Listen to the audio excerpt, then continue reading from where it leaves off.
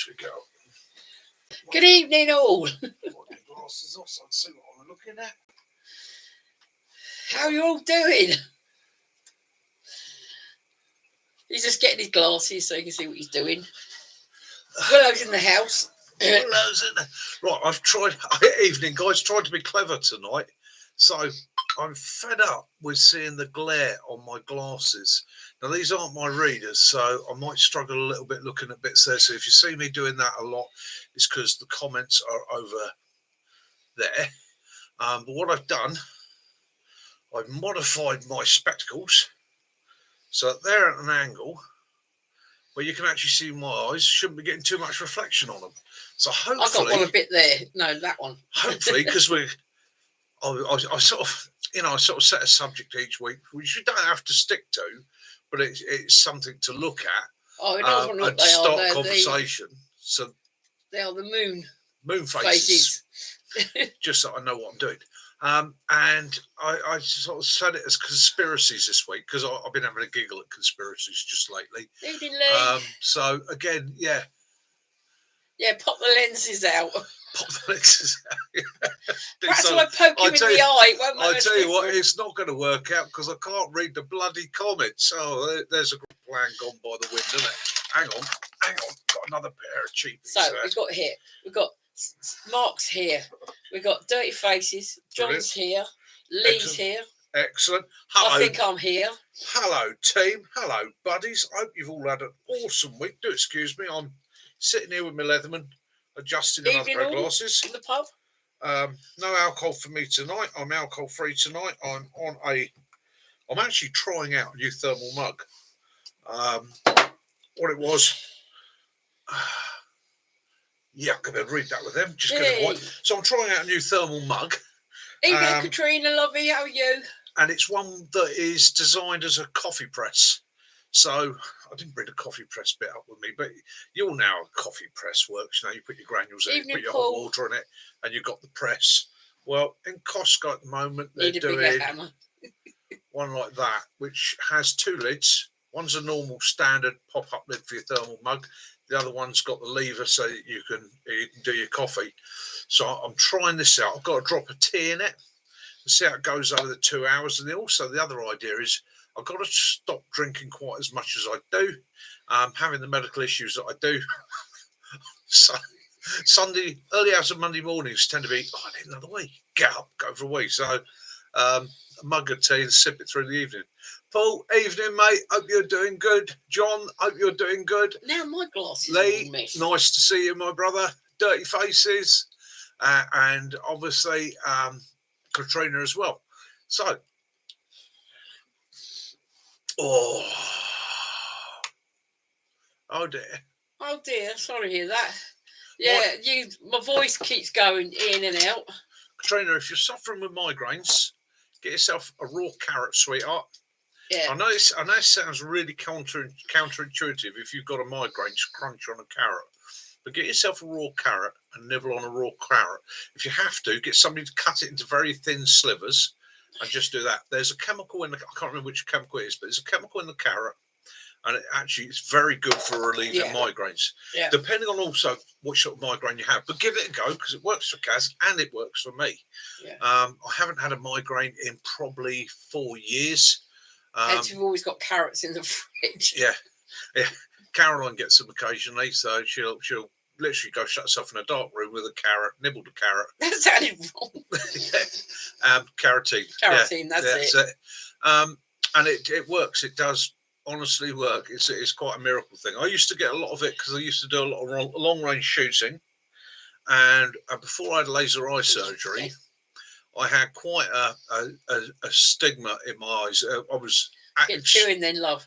I was short-sighted in one eye and extremely long-sighted in the other. When I say extremely long-sighted, I was one of those lunatics that could spot a rabbit at a mile. You know, it was anything within 50 meters of me with my long-sighted eye was, forget it. But for my shooting, it was absolutely brilliant. But what it did, it created... I just want to say you don't notice it because you're growing up with it. It's only later in life it starts to have an impact as your eyes start to fail. basically that used to cause me migraines because mine, I get stressed. I get headache. Well, when I shoot, especially long distance shooting, I shoot both eyes open, even with a scope, both eyes open. So I was always taught, my right eye, which is my dominant, that's my scope eye. My left eye stays open alongside the scope, and you'll compare both images. With practice, your brain learns to refocus the images so that what you're actually seeing in the scope and what you're actually seeing in your surrounding features, you can adjust to. I suppose a bit like being an Apache pilot, but God, that used to give me a stinking migraine. I had the laser eye surgery. That balanced them off, which means really I only need glasses now for reading, or if I'm driving at night, I find I need them. But that's just age related, isn't it? But yeah, so that sorted my headaches out. So again, figure out what your triggers are. It could be stress, could be you've got a vision problem and that's causing stress. And it might even be down to food allergy, intolerance, and so on. It can be any number of things. I put out some invites. Stealth Car Camper, evening, mate. How are you doing? Hope you're good. Put out some invites to other people today. As you saw, if you go to the community, I've chosen some of some of the other. I put up some of the other guys, links to some of the other guys' channels that I watch as well, just in case any of you are looking for channels and you might not have come across these before.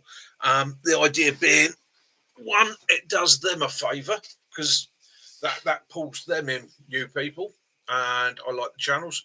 And also, hi Jim Bob's Adventures, evening mate, and welcome. And the other thing is, by inviting these guys, they probably never even heard of me or heard of the channel, and this gives them a chance to come along, meet up with other guys, like-minded people, share ideas as we do on this. So anybody that's new to this or new to the Sunday Social, the idea is, hi Derek, the idea of this is we're at a pub. Yeah, okay? We're all in the pub together. Although sometimes I set a subject, it's just an idea for what we're going to talk about that night.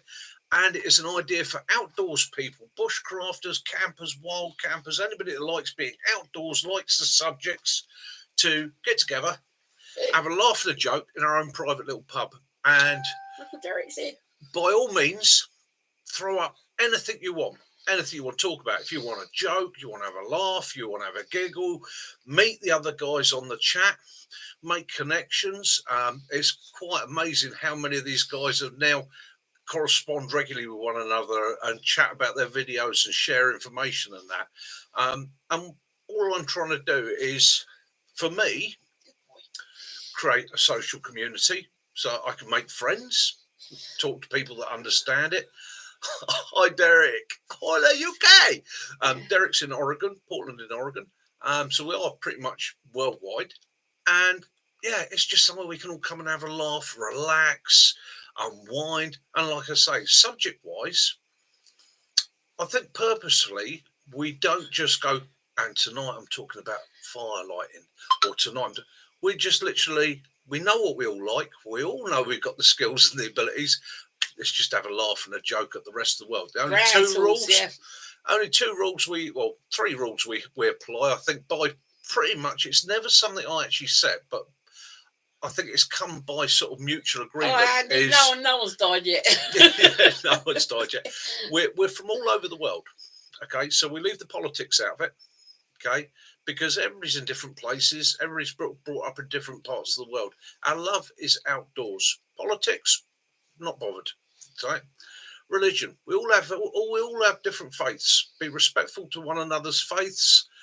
Be understanding, and again, don't hit on a subject there that could be sore, awkward, or a pain in the arse. The idea of tonight is we get away from all that bollocks we're seeing in the news and just having a giggle. And thirdly, and probably the most important, be a bit respectful for one another. Okay, Kaz is a moderator, and she takes no prisoners. Yeah. Anybody starts to be disrespectful, rude, ignorant, nasty, or anything like that, in my pub, you're out. God. Right. She is landlady and doorman. Yeah. Okay. So other than that, we have a laugh and a giggle. Andy outside. Excellent. Haven't watched any news. I don't blame you, mate. I try and avoid it. Oh, it's depressing. It's that woke you up, didn't it, Derek? Yeah.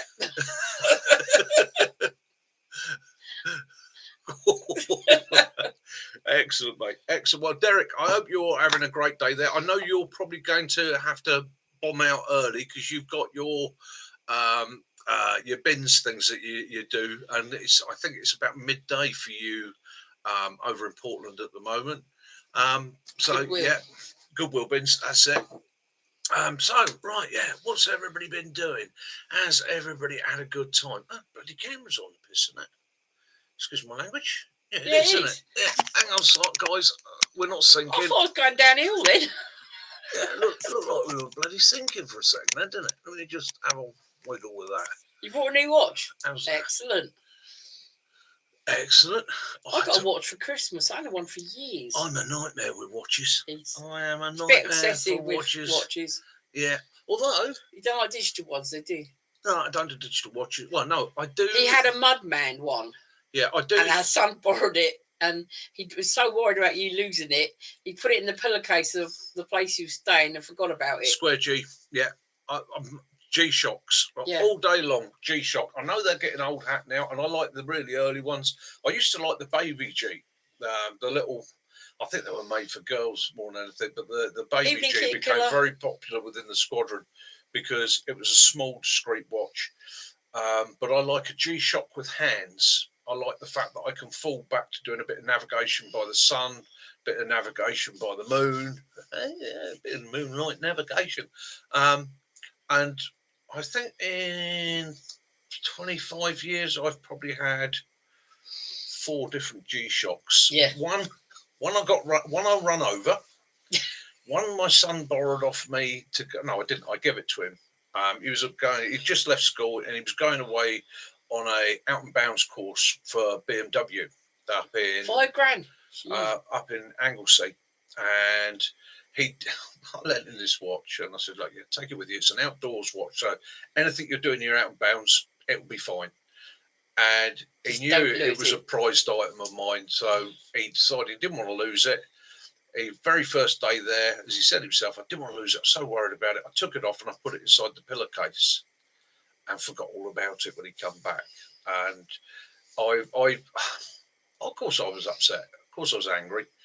But the look on my 16-year-old son's face, who promptly came up to me when he come home and said, "Dad, I am so sorry. I've effed up. I've lost your watch." There's that bit inside you that goes, "No," but there's also that bit of you that goes, "That's all right, son. I'm proud of you for telling me. I know that's very upsetting. Don't panic about it. It's only a wristwatch. At least you come home safe." So it's the same. The G's now $5,000. Bloody hell! And I bet you, I bet it's a case of if I'd have hung on to something. Well, it's like anything in life, isn't it? Yeah. How many of us look on eBay or something like that just because you're a bit bored? You go, cars. Oh, what did I used to have? Oh, right, I used to have one of those. And you look at eBay and you go, how much? How much? It wasn't that bloody new. So when we were kids, we had an old Honda step through. Yeah. And we smashed that to pieces. Now they're like $2,000. Original Honda Cub now, worth a fortune. Worth an absolute fortune. Killer. Hiya, mate. Glad to see you. Yeah, so it's a bit like that. Now, this week, obviously, I did belt kit. You can see it's hanging up on the wall there with the, there's a tip for you. I was going through all my bags and my rucks and trying to work out what will go with a belt kit. And the Belgian bag, that works really well. And I think the Northern Ireland Patrol Pack probably worked well with the belt kit. Wow. Original Casio tough watch. Yeah, and they lasted, didn't they? Do you know, when they first come out, I can remember me going, "Oh, bloody Casio, bloody dad." But they did what they said on the tin. They made a tough watch. It lasted. It did really, really well. I had a little Timex. That's the first watch I ever had. Love a little Timex watch. Yeah. Oh, yeah. And it's like anything like that, isn't it? It creates a bit of a fan base. Yeah. Yeah, so anyhow. So, there we go. Yeah, so belt kit. So I've ordered a couple of pouches from Timo. We're basically having a look through this belt kit thing. I'm going to push that forward because, as some of you are aware, I'm going back down to old stomping ground with Mac later in the year. We're going to go down and do penny fan. We're going to go basically do the fan dance. I'm now 60. Mac's the same age, so it's you're not quite 60 yet. Well, yeah, another year to go. Yeah. But again, old stomping ground. See how we feel about it now. Probably going to hate it just as much as I did then. But we got Jason coming with us, who's a civvy. Well, I'm a civvy now. Let's face it, so's Mac. But he's never done anything like that. No, definitely no 4-hour time limit, mate. Definitely no 4-hour time limit. Probably 4 days. So I'm going to take Jace with us. But we were talking about how we can make it more interesting. Okay, so this is the format, or the rough format. Kit-wise, Jason's going to take civvy kit. So he'll be using a civvy ruck, civvy sleep system, civvy brew kit gear, camp gear, the lot. He's going civvy. Mac is going to base his kit off the 1980s, 1990s British military kit. Okay. And then I'm going to base mine pretty much, we were talking about this, so I'm going to base mine on a couple of items. And I know this sounds like I'm cheating a little bit, but basically I wanted to take the rig system, so a belt system, belt order. My sleep system is going to be the Wooby sleep system, the complete system with the poncho. So I'm going to try the Wooby, and I'm going to take the GI cook system with me. So it makes it a bit more interesting. And it's not a competition. It's not a which kit is best.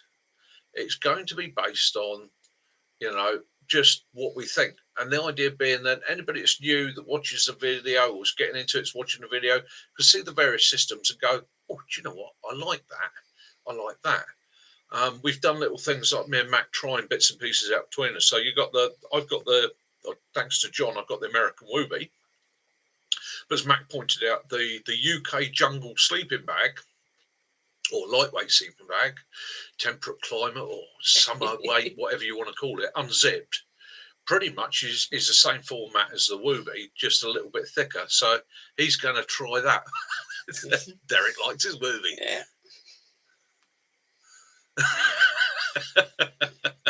Last man to camp has got to get the sheep. Yeah, exactly that, Andy. So, and that's the idea. I mean, this is the idea of the channel. And again, I feedback off you lot on a Sunday night, and I gain ideas. And a point I would like to make to anybody here that's joining us that has got their own channel: if you see or hear me say I'm going to do this or I'm going to do that, do it. If you suddenly think, okay, yeah, I want to have a go at that myself, do it. Don't ever worry about me putting a video up, you putting a video up the same week, covering the same thing. Doesn't matter, because we're both going to do it from 2 different points of view. We're probably going to use 2 different techniques. We'll probably be in 2 different environments, right? Might be 2 different weather conditions. So my attitude is it's all about learning, it's all about sharing. So it gets it out there. So if we're ever here on a Sunday night and I'm saying, on this week I'm going to go swim naked up the Orinoco with a bamboo fishing pole on my shoulder, and you think, bloody hell, do you know what? Anacondas. Yeah, that's a good idea, but I'm going to do the Amazon, right? Do it. Not a problem. Don't. I've noticed on some of the communities, not necessarily the bushcraft community and the prepping survival community, because we seem to be a bit more sort of balanced in our mindset. It's probably because we get outdoors a lot. But I've noticed in some of the other communities, like the car communities and things like that, they people start to butt heads and battle over things. And I think, really? You're 2 different personalities. Doesn't matter that you've both got a red Mini. Good evening, BJ. BJ, how you doing, my brother? Hope you and the family are well out there. The character working. So Andy wants to know, he's fairly new to YouTube, and he wants to know how to reach a wider audience. Right, Andy, mate. Right, and I think all wording. I think all the other guys here will agree with me. Right, my top tips are: firstly, be yourself. Okay, don't try and be anything other than what you are yourself. Okay, when I first started, I was very wooden, As in, I tried to bring my military instructor head in here. So I'd sit here and go, right, today, ladies and gentlemen, what we're going to cover is notepads, and it was that. Relax, enjoy it. Remember, you're doing it for you, your loved ones, and your friends. I look at the camera. As far as I'm concerned, the camera is just a mate. It's a friend. It's a buddy there that doesn't know what I'm doing, and I'm just explaining it to them. So I try to then come across a bit more natural. Evening, Benny. Evening, Benny. 2. Right. This is quite an important one. When you're doing your edit, you're doing your upload to YouTube. You put in your title and then you put in your description. Okay. Put up 3 hashtags. So basically, do your title, hashtag, and you'll see options come up. So you put in like hashtag Bushcraft, all one word, hashtag survival, one word, hashtag. What that does, it allows the algorithm to look at the hashtags and go, he wants that shown with bushcraft videos. Well, there's 2 million of those. He wants it shown with wild camping videos. So you basically choose for the hashtag what you think that's going to be more suitable to. Don't be fooled by going for the ones with the big numbers either. The more videos out there, if there's 1.5 million videos out there, and you go with that run, you've got to compete with that 1.5 million. Likewise, don't go for the one that goes bushcraft back doors 2 videos, because yes, you're only competing with 2 other videos, but it means not many people are looking at that subject. Thumbnails are important. Now, Mac does a lot of my all my good thumbnails. Mac does, but if Mac's not available or we're not able to go out and get some good shots and that, then YouTube selects my thumbnail as you've seen when you do your upload. Yeah, have a look at that. Try and find the best one there. Titles are important. Wording's important on your titles. And other than that, just have fun. People, I figured out, pick up on your enthusiasm. They pick up on your pleasure. If you're enjoying it, they'll enjoy it. I don't care if I make mistakes. I don't care if I do boo-boos. I don't care if I get things wrong. More often than not, I leave them in. 1, it's a learning curve. 2, it shows my personality. Okay. And as all the guys know here, I've had a brain injury, okay, which has left me a little bit wobbly at times. I can think of a word and then I can't get it out my mouth. I sort of hit blocks quite often when I'm doing bits to camera. I might be the intended sentence might be, so today we're socialising out here in the woods, and I'll go to do it, realise I'm not going to get the word socialising out, or I'm going to start stammering. So I'll just change at the last minute. So I'll go, and here we are out with the guys today enjoying the woods, and just don't worry about it and let it be what it is, Andy outside. The thing is, Andy, it's like me. When Mick first started doing the live chats, you would never see me. I'll be out of the way, you could hear me, but you couldn't see me because I was quite nervous. And same as you, I didn't want to be on camera. And then I did my own I've done YouTube on my bug out bag I use. Yeah. And so it's hard to start off with, but then you just, it's like you forget what you can't be talking to so many Andy, people. I am computer illiterate. Okay, so my claim to sin, you might call it, is for 16 years I designated somebody to do my admin for me in my office, because I couldn't. I literally switch a computer on, switch it off. That was it. I could look up eBay. That was it. Okay. When I decided to do this, I realised that I struggle with technology. So I right, phone's too small for me. I can film with it. I can do shorts, and my first videos were done on film. I went out. I bought a GoPro 9, which I saved for months. Got that, and I use a PC. The PC I use is about 15 years old. Okay, it's not a bad PC. It's what I'm working on at the moment.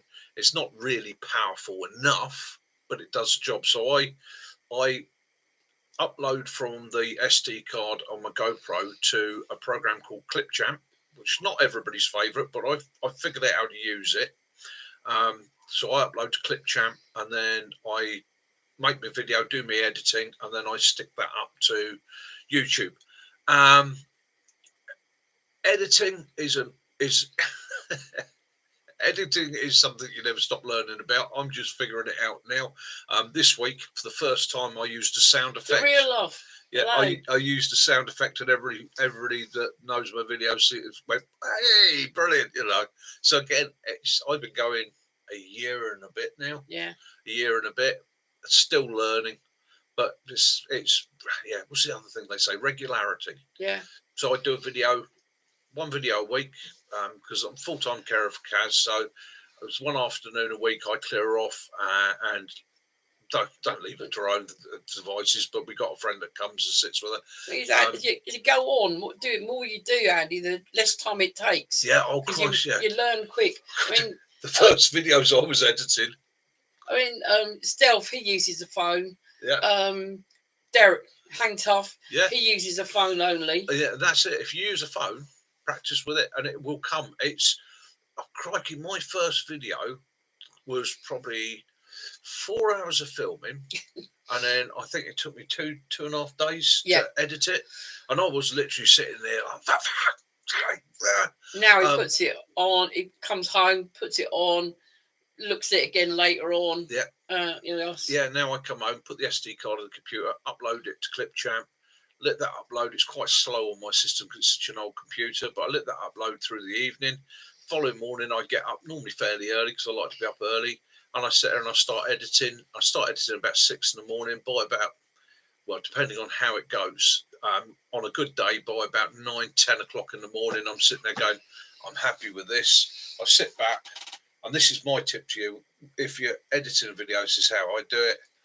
I edit my video, get everything done, go downstairs, get a nice cup of tea, slice of toast, put it in front of me, put it on the computer, sit back and watch it for the first time, and yeah, relax and enjoy it. And if I get to the end of it and I go, yeah, I'm happy enough with that, that's it. Off to YouTube with it.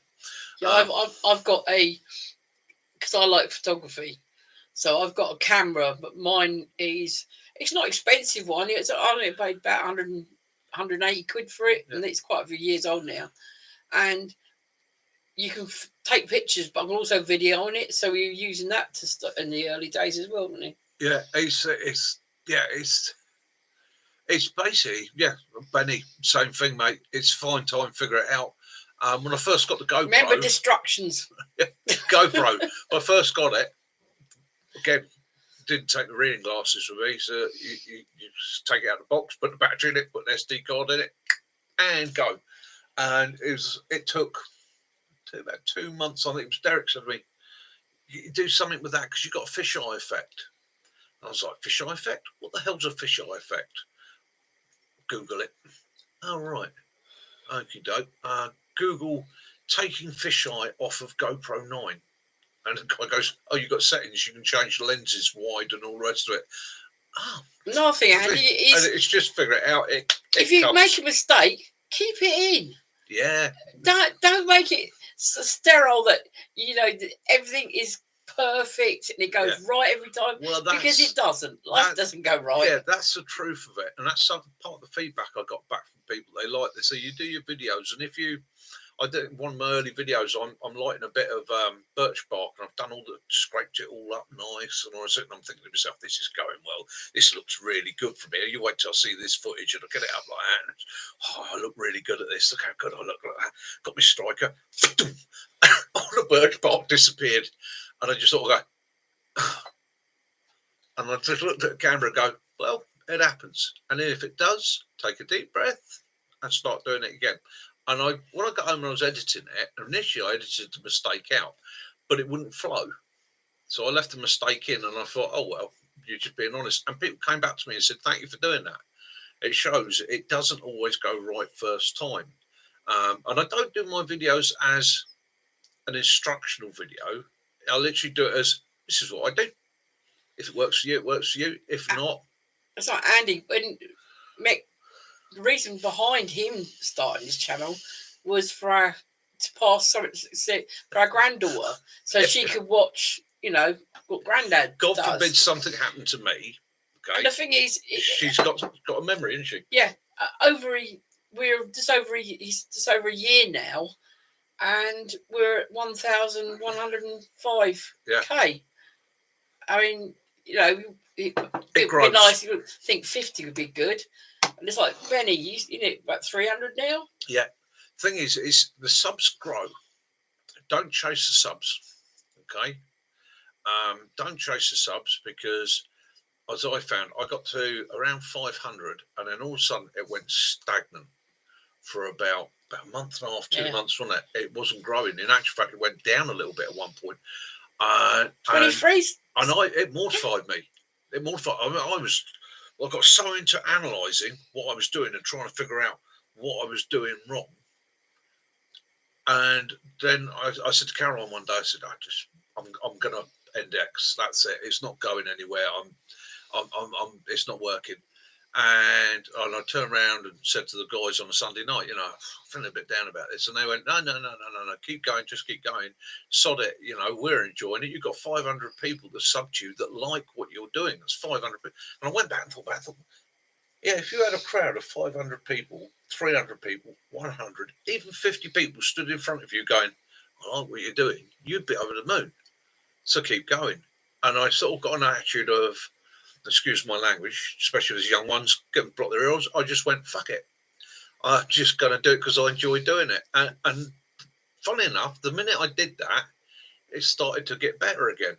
And I think it's because it comes across in the video that you're making. So now I do it for me. I do it because I want to get out for the afternoon, fresh air.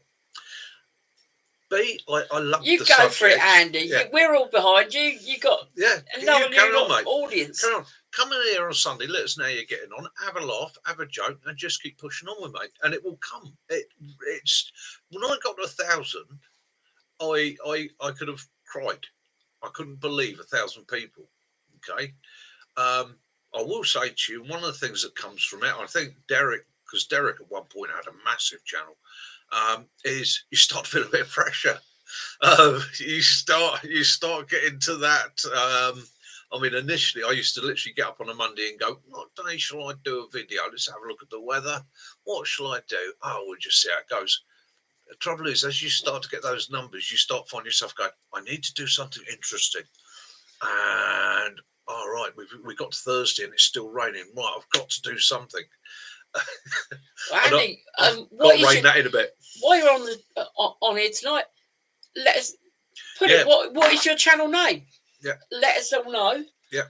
It's like me when I did the video I did for the channel. Yeah. I couldn't believe it when it went up to 40 people watched it. It's now about 660. Guys, when we finish tonight, or if you've got 5, dive over, have a look at Andy outside, show him some support and love, give him some encouragement. Yeah. Because let's face it, and I will say to people, and it's one thing I said right from the beginning, it takes a lot of effort to make videos. Okay. It takes a lot of effort to get out there sometimes and crack on with it. It's hard work. Yeah. So there you go, Andy. You're going to gain a few tonight, my friend. And you've got a chest mount, haven't you? For your I've got a chest mount. I've not used it yet, actually. So is it Andy Outside?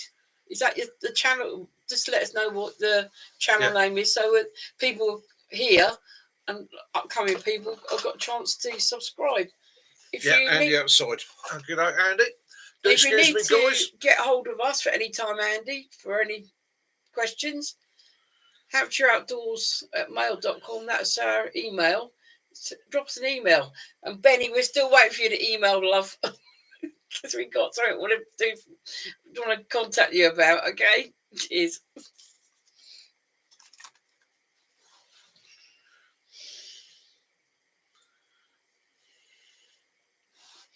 He's funny, you couldn't find it. Okay.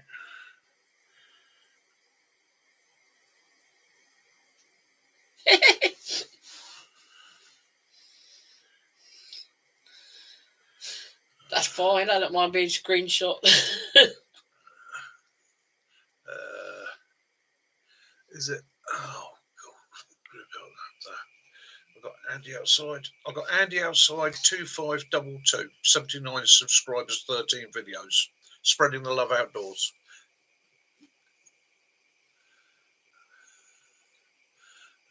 You know.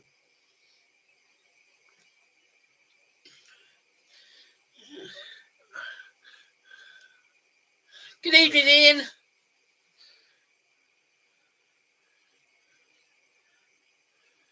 I think that might. Oh, can't get it on there.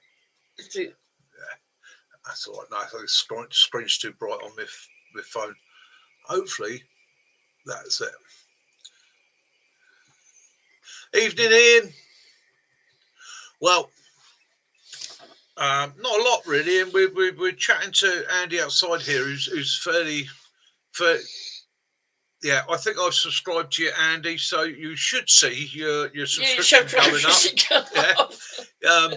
So yeah, where was yeah. So Andy outside, he's fairly new to YouTubing, so he asked for some advice, some help. Subject tonight, Jim Bob. He's a new guy to us. Good on you, Jim Bob. Yeah. It's all about community. Excellent. And just community, sharing, helping, advising. Having a laugh, having a joke. So we're down in the pub tonight. So my subject tonight was conspiracies. Ooh, conspiracies. Oh, I've been having a giggle this week. I've been. Hello, Yaps. How you doing, mate? Dear love.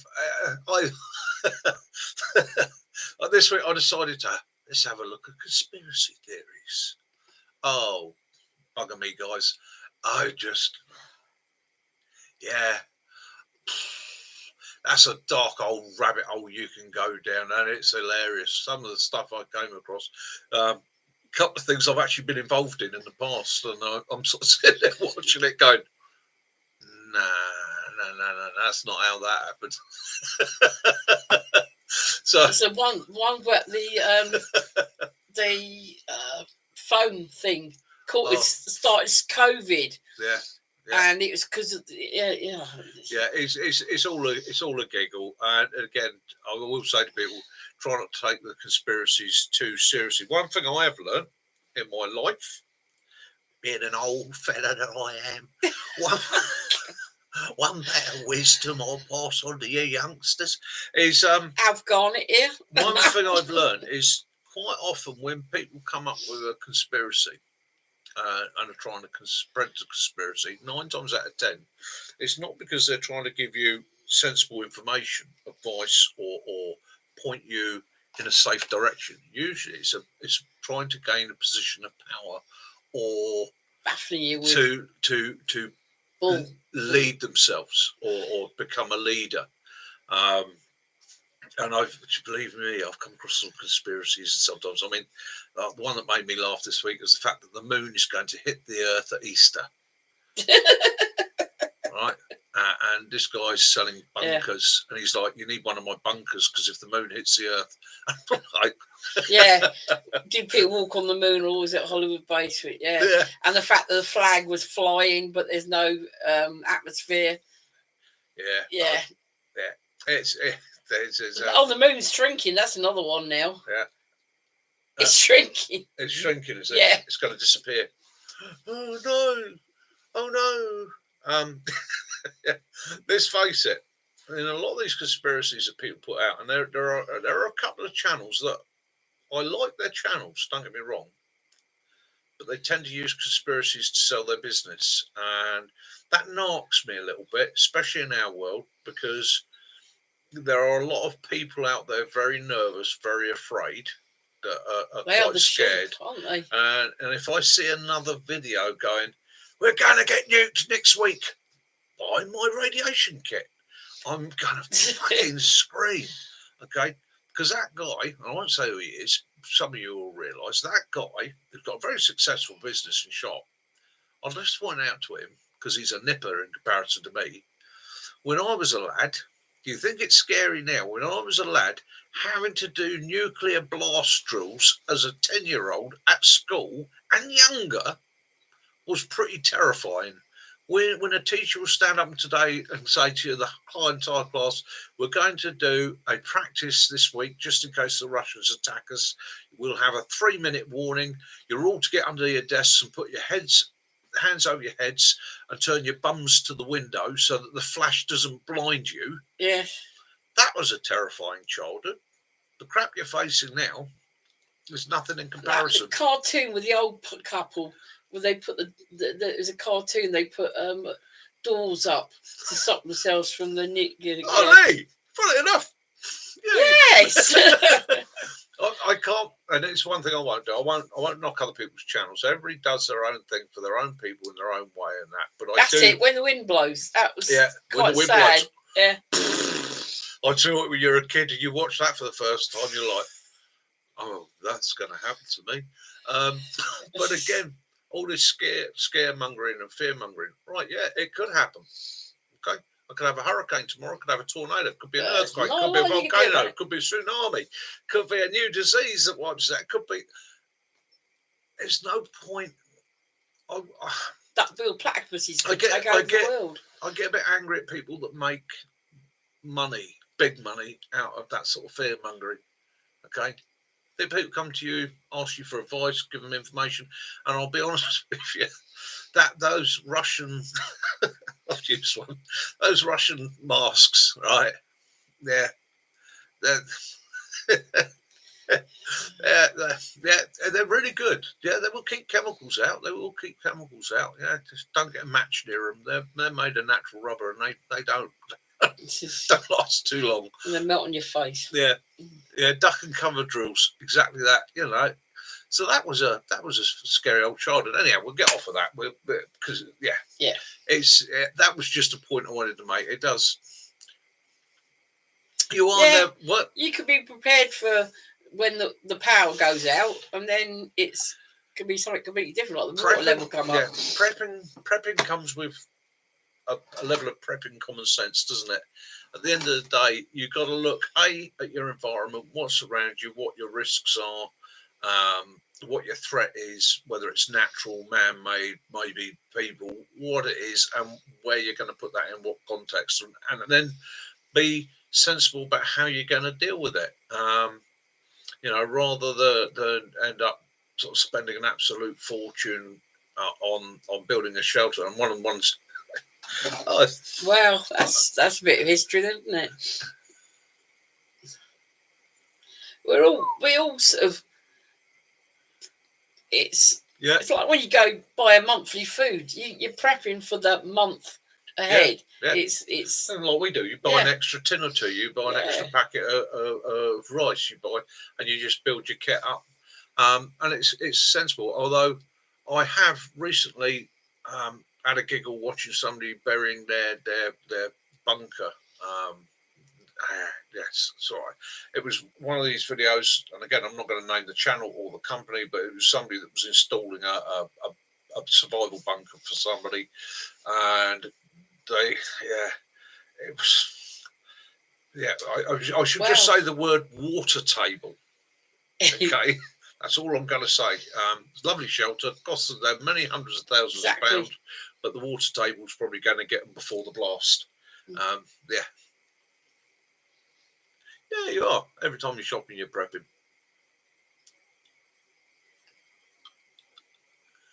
Excellent. Yeah, and that's the thing, isn't it? I mean, again, we hype up effects, what will happen, and what to expect. The reality of it is, we don't know.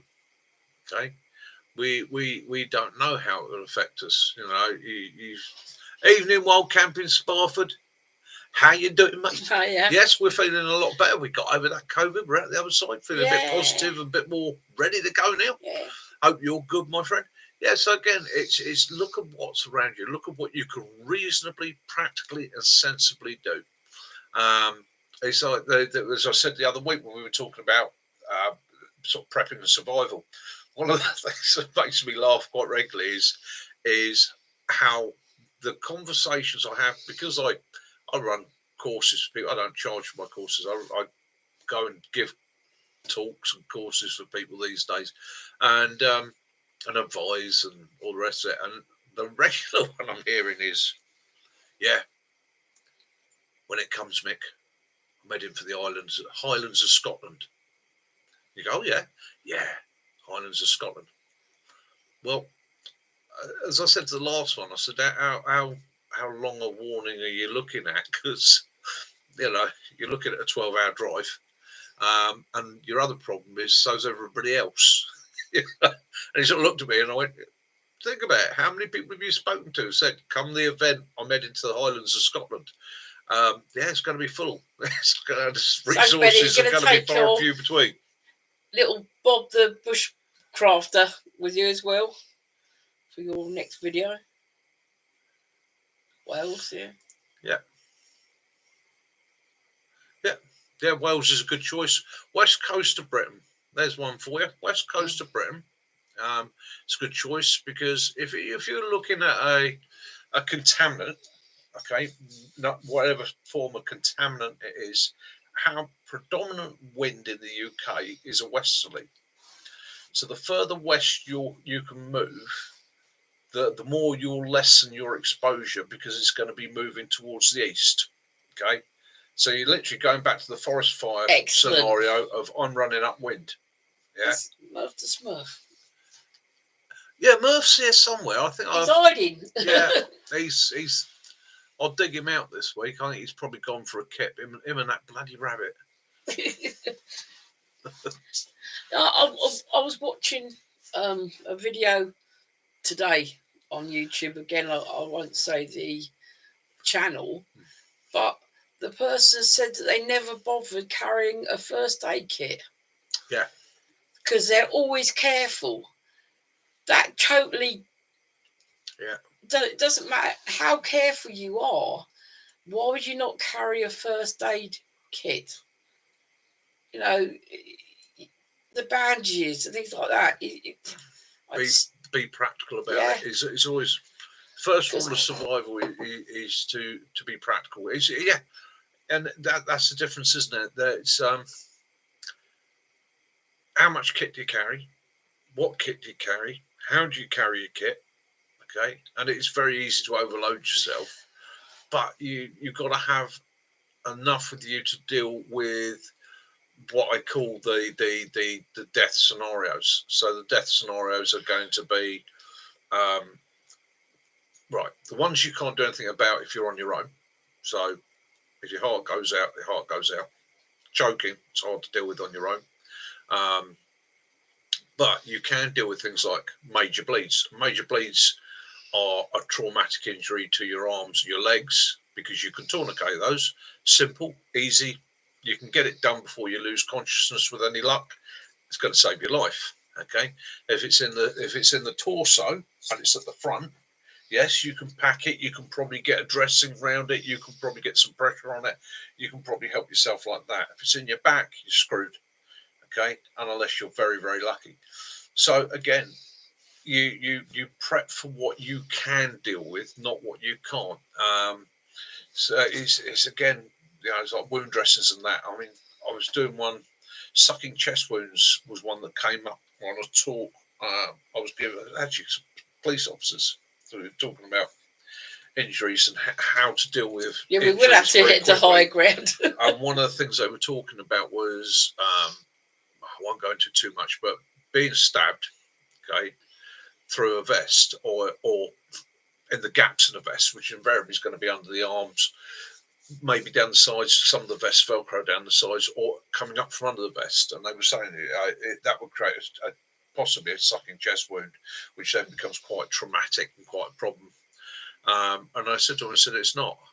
I said, at the end of the day, your palm of your hand will seal a sucking chest wound and act as a one-way valve.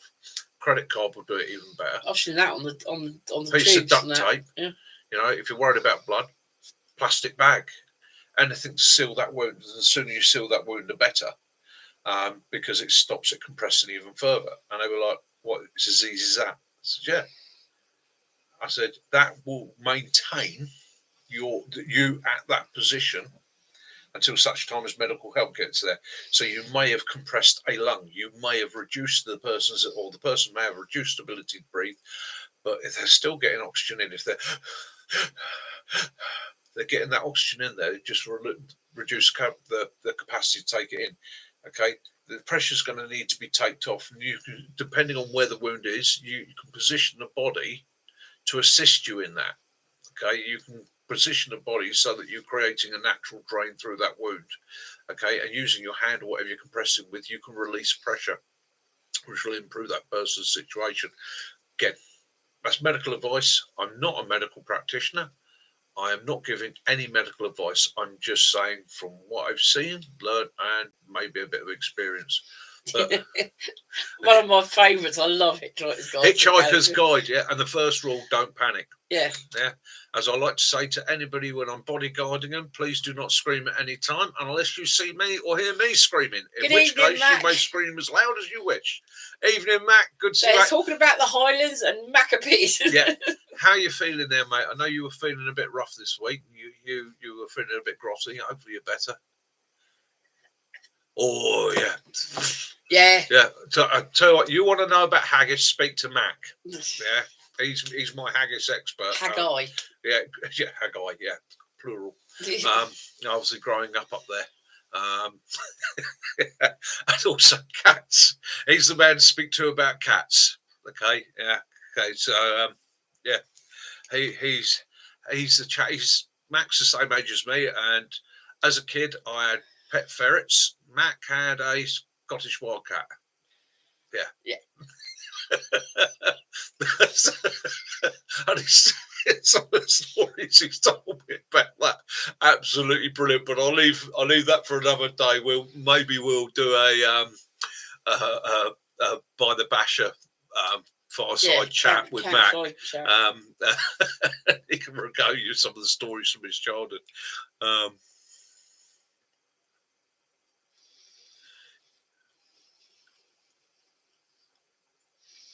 It's exactly. Sometimes it's better to stay. Okay, so my plan depends on the situation, but I'm bugging in. Yeah, I'm bugging in. I've equipped myself, set myself up here that I'm reasonably stable, reasonably sorted, and I will sit here. Okay, I do have a bug out location.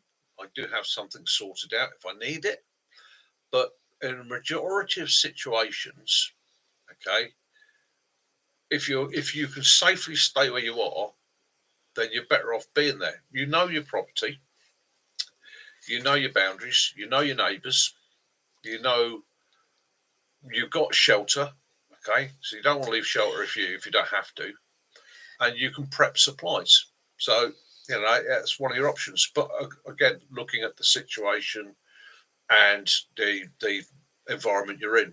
I don't know if you know the YARPs. If you know that our email, if you get hold of, you can drop us an email about that. We'll discuss that. Let's do a basic bushcraft style. Right. YARPs. I am no longer allowed to earn an income. And I'll be honest with you all, because I'm a full-time carer for Kaz, I am receiving financial assistance from the government on a very small scale, on top of my pension and my carer's allowance. So I'm not actually allowed to earn any money. Hence, I've not monetised my channel. Or, no, my channel is monetised, but I'm not taking anything from it. I've not set up the AdSense. That way I don't get into trouble. If I could build this channel to a level where it was making an income, okay, then obviously that's what I would do. I would go over to that. Then I'll probably go back to doing what I was doing as an instructor before. But if you want to come up for a weekend up the woods, okay, and it's the same invite to any of you. If you wanted to come up for a weekend up the woods, go through some techniques, some ideas, some methods, right, I can share with you, then hit me up and let me know. It's not an issue. Well, I can't charge you for it. I won't charge you for it. The only thing I will ask for is a small donation, and I mean a small donation, to the guys that allow me to use the woods. Okay? because at the end of the day, if I'm taking it up for the weekend or if I'm using it a weekend, they always move things around so that I can fit in. I.e., if they're running a driving course up there, they'll move it over to one side of the woods so that I'm not, I'm not causing them a problem and they're not causing me a problem. So I always turn around to people if they come up, if somebody wants to come and learn something, I normally say to them, look, chuck 20 quid towards the guys. It goes into their tea fund and it shows a little bit of appreciation from my end. Can you bring your dog? If your dog is well behaved, because we have a hell of a lot of wildlife up there, and we also have one of our neighbours has a small terrier, and that terrier has the run. He has his 6 acres, and he also uses our 6 acres to charge around it. So as long as your dog's friendly, controllable, right, and obviously you're going to pick up anything that your dog's going to put down. We're possibly thinking about next month. Yeah, probably. Yeah. What I'll do? So people interested. I always say, if anyone's interested, email us. Yeah, if you're interested, send us an email. We'll set something up. We'll organise something. No, I don't think your cat better come. It'll be traumatised and it'll need counselling and it'll just cost you so much money, Benny, after what you've had to pay out in your car. Yeah. Yes, it's Southampton, so... Yeah, well, that's not too much of a problem, is it? I say I'm only up in Farnborough. I'm on the other side of Hampshire. Yeah. Have you seen how much that bushcrafting weekend is? Yeah. They're very...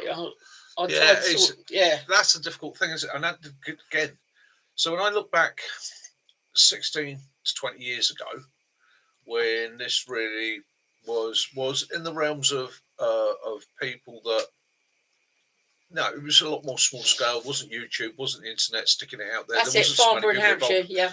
Yeah, it was like the army surplus. I still remember going into the army surplus store, go, right, I want 5 pairs of OGs. How much you do me on 5 pairs? I'll do you 5 pairs of OGs for 20 quid. Okay. But as things become popular, the prices go up. The other thing is, one thing I've noticed, how things become niche. Okay. How things suddenly go from being like, it's a basic haversack to, but it's a bushcraft haversack. Especially after, and with COVID. Yeah. Because people were panicking about not being able to go out and get food that was the thing, wasn't preparations it? For things. Pre-COVID, a lot of people didn't go outside, involve themselves in the countryside. Now, all of a sudden, they're told that, and it's one of those. It's a human nature thing. If somebody says to you, you can't do something, you will automatically go, I bloody want to, because that's human nature. So what happened? COVID come along, people get stuck indoors. There's nothing to do. They start going through YouTube. They've looked at all their porn. They've looked at all their usual daily things that they normally follow because they watch it for 10 minutes and half an hour a day, and they start to sort of expand their knowledge or expand their interests. And all of a sudden they're like, oh, bushcraft prepping, what's all that about? Oh, I like that. Oh, survival, I like that. Wild camping, I like that. You wait till COVID comes off. I'm getting out there and I'm doing it. And all of a sudden, as soon as COVID come up, boom, because people hadn't been able to, they suddenly wanted to connect. They suddenly realised how much they've missed it and want to do it, which is an awesome thing. It's an awesome thing. However, the businesses and the companies behind it, and I won't say all of them, but a lot of them, especially at the larger end, suddenly went, this is the next big fad. And like I say, our favourite one we used to have was going down towards Arundel near the south coast in Sussex. And we used to love it because all the army surplus was upstairs, and downstairs they had Land Rover parts, and they were often doing old Series 1, 2 Land Rovers, lightweights. They had the old Sankey trailers and all that there. But sadly, the guy that was running that, he had a great business because he was a very, very big supplier. He did movie sets but he also had what he called the back room. So the back room was for basic operators. These were people in the private security industry or working in the military security industry that were going out on jobs. Okay, and Strike Force UK. That was kit basically aimed at them. Okay, so you could go in and go, right, I'm off to somewhere in Africa for 6 months, and you could literally go through and he would have all the gear there. So you could select what you needed, put it in a bundle, box it up, and go. He could even arrange shipping for you so it was out there when you arrived. So he was absolutely brilliant that way. But that side of things was like, that was a little bit, the public didn't go in there so much. You know, there was a public side, and there was what you call sort of like the QM. Well, that's what we called it. It was the QMs, because you literally walked in there as everything you needed. Yeah, it was absolutely brilliant. I'll check that. I'll look at that website, Andy, because always interested to find. Yeah, we've got another few bits on Temu. You got your new lighting bits and pieces. We've got a lot of stick stove coming, haven't we? Yeah, I've got a couple of new bits to put out there. We'll show your knife as well. Yeah. Oh, and again, if nobody saw the short. So this week, I went and did one of my talks with the scouts, light water venture scouts. Cameron, if you're out there, mate, awesome. And I've been doing a bit with them over the last probably 8-9 months, really. Met them. What it was, they booked the woods with the driving organisation. The woods I use, it's a 6-acre woods. It's not huge. It's in the Surrey Hills, and it's used by a professional off-road driving company. So these guys teach Lantra qualifications. They deal with companies. They deal with individuals going on expeditions. And it was set up and organised by guys that have run expeditions for Land Rover and people like that. One of them's an ex-Camel Trophy guide and organiser. So they've set their company up. Now, I basically got asked to come and give a chat on survival. That's how I got involved with them. One of my mates worked for them. Got asked to come and give a chat on survival to a couple that were going off to Africa with their children for 3 months. Went and did a chat. Everybody likes how it works. So now what it works out as is I go and give talks up there. I get to use the woods. Okay, it's a fair deal. I don't want any money from them. They obviously don't have to pay me. It all works out very, very nice. So I do have access to a private woods. They had scouts up that were doing a drive in the woods day. Basically, they bring the scouts up, they put them in the vehicles, and they get to do some off-road driving. A lot of these scouts, obviously being young people, could never do this out on the public road. But in a private, enclosed environment, one-on-one with an instructor, great, they enjoy it. And I was up there doing bushcraft, basic firelighting skills and things like that. And the scouts loved it. I had a great day with them, great energy, great fun, and all the rest of it. So that was my introduction to them. Then they asked me, or one of them, who was a young lad, I think he's about 15. He's right into his bushcraft prep and survival. So he said, would I come and give a talk at his scout group? Yeah, of course I would. More than happy to share. Yeah, encourage young people in. It's fresh blood. So I went up and I did the talk, and it's actually led to a bit of a connection with this scout group, with the adults there as well as the young people. So I give talks and the rest of it. Now, again, I can't make any money out of it, so I don't ask for anything, and I wouldn't charge for it anyhow. It's sharing pleasure and knowledge. But when I went up this week, I got presented with that, which a young man had made, right, which choked me. I'll tell you, I literally was like, oh, mate, that's awesome. And he made it back at Christmas, okay? And they also made me a card in it, right, which I thought was fantastic. And in the box is an Opinel number 7, all engraved in my logo. Okay. And that was absolutely amazing. That really made my day. Yeah, I was dead chuffed with that. So that's now pride of place here. I'm actually going to think about making up a case and actually mounting that. Am I ever going to use that knife? I doubt it. I don't want to damage it. That sounds stupid. I'm on the one that's always preaching. If you got a tool, use it. But yeah, it was just. Sometimes you get something and it's just that little bit. Yeah, it was. Special, yeah, it's great. Yeah, back to the 4x4. So again, I know a lot of people are anti 4x4s. I grew up in a dairy farm. I've used in the military. I've used 4x4 in the security industry. I've used 4x4s. I enjoy off-road driving. I've got a Land Rover. Yes, it's a disco free. It's an old model with the air suspension that nobody likes. Works good it's for for Kaz. me because with disability, Kaz I is find it hard disabled, getting in and so I out. can drop the height. She can get in. And the one I get all the time is, why have you got a big old Land Rover like that? Well, because I can get a mobility scooter in the back. It fits, and I've still got back seats. The other bonus of it is, funny enough, it was the first Land, and I've had pretty much everything Land Rover ever thrown out. It's the first Land Rover I've ever had where I can get 45 to 50 to the gallon on the motorway. It's quite economical, and it does me. I would love to. I tried to set up a meet last year, and then through my own fault, everything went to pot. But we will be setting up a meet. We will get people together. We'll try and do if we can. We'll do on next month. What we'll do next month, just as a beginner, just as a trial, we'll set up a 1 day. Yeah. We'll set up.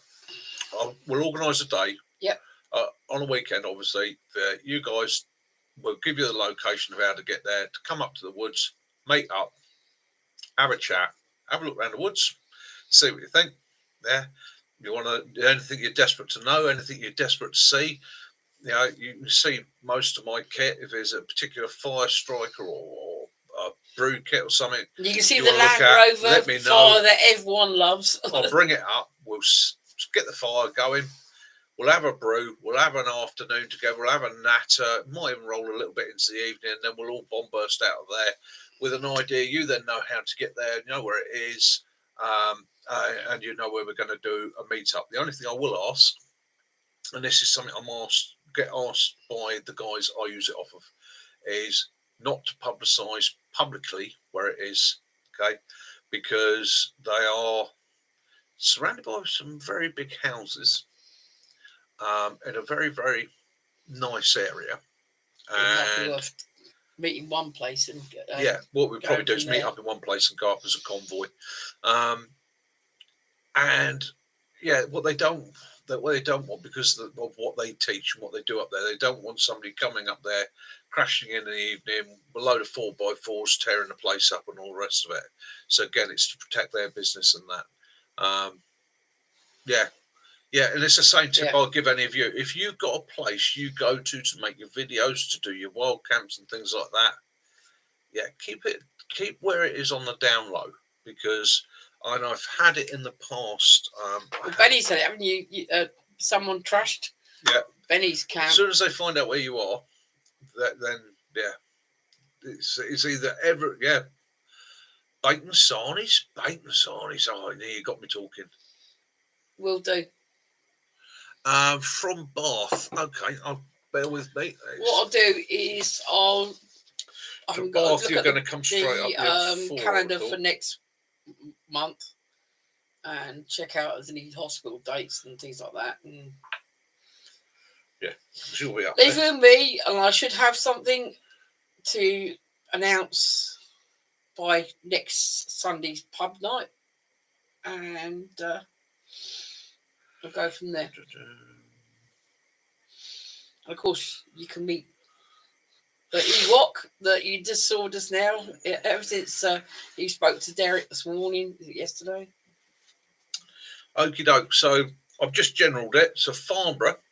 Now, the site from here is about 10 miles from where I live. Okay. So from Bath, you can come via the M4. It's 88 miles, 1 hour and 45 minutes. That's what it's showing me on the GPS. So, about 88 miles from Bath. By the time you've got up to the woods, you might as well call it around 100 miles, to be honest, or 100 miles each way, to be honest with you. We might be able to do some. You email us. We might going to work around something, mate, for the week. We can always work something out for the week. And again, I'll always try and accommodate people. I like to meet up with people, and without being rude, it also gives me more options for videos. It's nice to meet up with some of you guys, and if you're happy to be part of the video for that week or the following week, then there, and not everybody wants to be on camera. I get that. Mac's not keen on being on camera. But, I can always have you stood to one side, hear you chatting and all the rest of it. It's all a bit of fun. Of course, Lee. I mean, you might like to crash here for the night. Lee, the nearest railway station to me is either Farnborough North or Farnborough Main. Either one of those. I literally sat right between the two.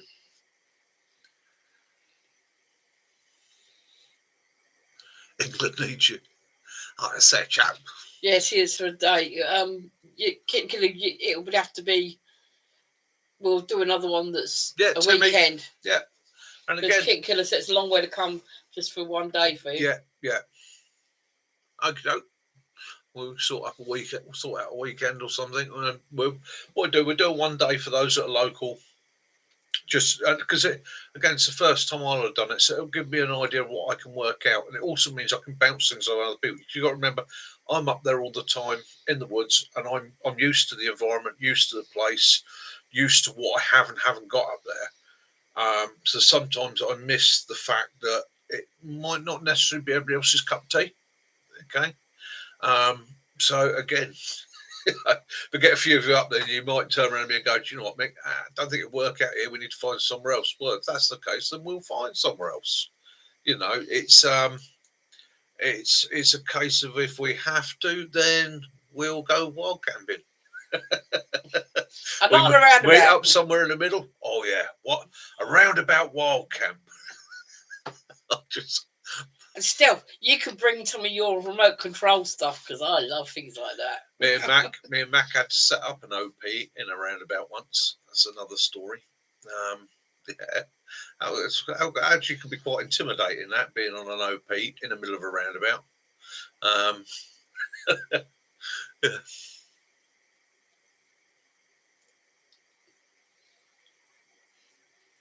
That's fine, Timmy. We'll sort out an overnight one. Exactly that, John. Yeah, always nice to have a fresh set of eyes to helps with help. So there you go. That's my brain problem. Yeah, so I break into a stammer every now and again. Do apologise. Yeah, that's it. We could do a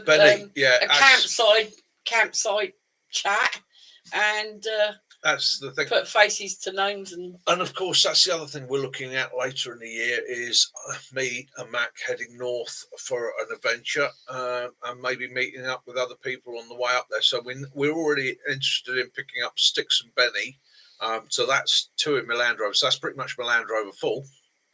Once we've got a kit in that's we had the Bodmin, isn't it? Yeah, that's we were talking about heading to Forest of Galloway for that one, wasn't it? Yeah. Heading up, right up north.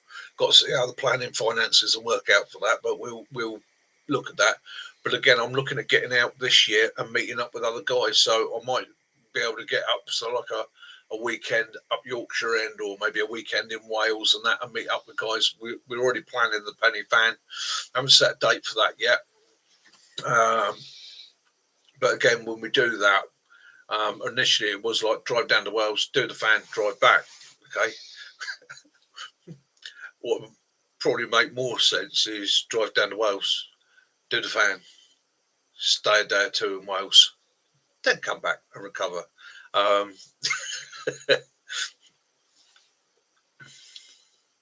Yeah.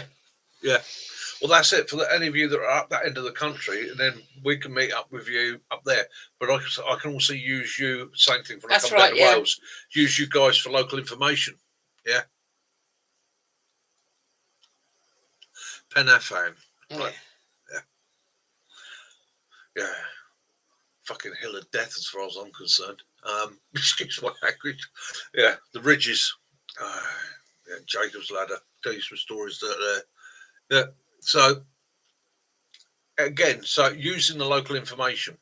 Okay, so if we're coming down to do something and you're a local, I can turn around and go, right, what we're looking at down there campsite wise, what we're looking at so and so wise, and work from that. Yeah, I used to get the same with some of the Cornish places, because Like I said, oh, rough tour. No, it's row tour, though it's spelled Rough. Yeah. And Wolfsworthy, which is nothing like its spelling. All makes sense to me. I'm Cornish. Yes, yeah, we exactly that. So everywhere you go, isn't it? Pronunciations and differences. And the UK is a funny old language, but I bear in mind it's made up of what, 4 languages in total. I mean, I'm not talking English, Scottish, Welsh, and that. I'm talking back to the original tongues. So you've got Gaelic, Celtic, you've got Pictish, you've got Latin, you've got Germanic. So you've got all these various tongues combined, and then you brought in the Norman French, and then you've got the Saxon, and you've got a bit of Spanish came. We got a lot. So the English language really is just a combination. You'll have to come up for a girly weekend while they're doing. Yeah. So there you go. So that's Blackpool, isn't it? So I can go up, drop you in Blackpool, trundle out to Snowdon and that from there. It's not too bad a schlep. There's all sorts of places and on the list. Do be honest, and I will be honest with you, these are ideas, these are what I would like to do. When it comes down to the reality of things, I do have to think about finances, capability, and so on. So, yeah, there's... and the Willow. Yeah, I'm not saying I'm going to make all these places this year. The only one I would desperately like to try and do is to get out to the States. That's my ambition for the next 24 months is to save. Maybe even when I sell up the forge, is to get out to the States, book a flight, and get out there. Because I've got to do it. Got to do it while I'm still young and fit enough to get out to some of these places. Greek, yeah, it's a bit Greek in there, and of course on all these languages all over the UK, and then you've got regional dialects become involved. So you've got from my end Cornwall. So what we're talking about down there is we speak Breton, okay. So Breton comes through France. Think about it correctly. Northern west. No, it's not northern, is it? West France, anyhow. Basically, then cross the Channel into Cornwall. Then it diverges slightly as it comes up through Wales, and then again out into places like the Isle of Man and that. So it's over the many hundreds of years, it's got all its little twists and turns depending on how far the invaders came in with their fancy ways and their newfangled belief systems.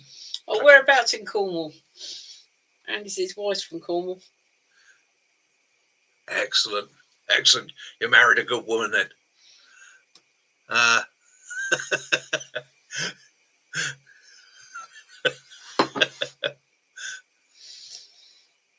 Bottom bit.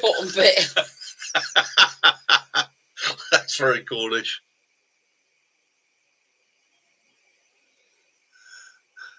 Right, Derek. Okie doke. So I've got that. You're at the airport waiting behind the Aer Lingus bar behind the palm trees, mate. Not a problem.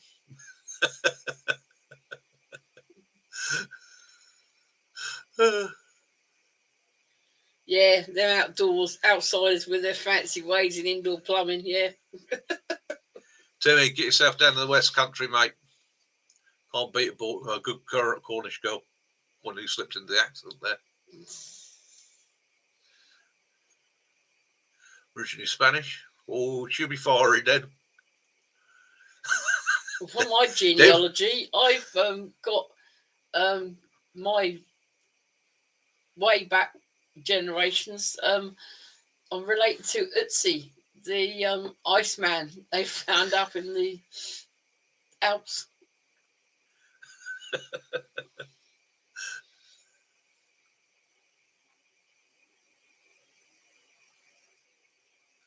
Excellent. That sounds absolutely stunning, nice. Life. Yeah, it does. It sounds absolutely stunning. Good evening, Gary. Evening, Gary. How you doing, mate? Derek's waiting for you to arrive. Yeah, I know. I don't. Again, where is he? If I literally pack a Bergen, grab my camera, go. Because I've already planned everything. So, yeah.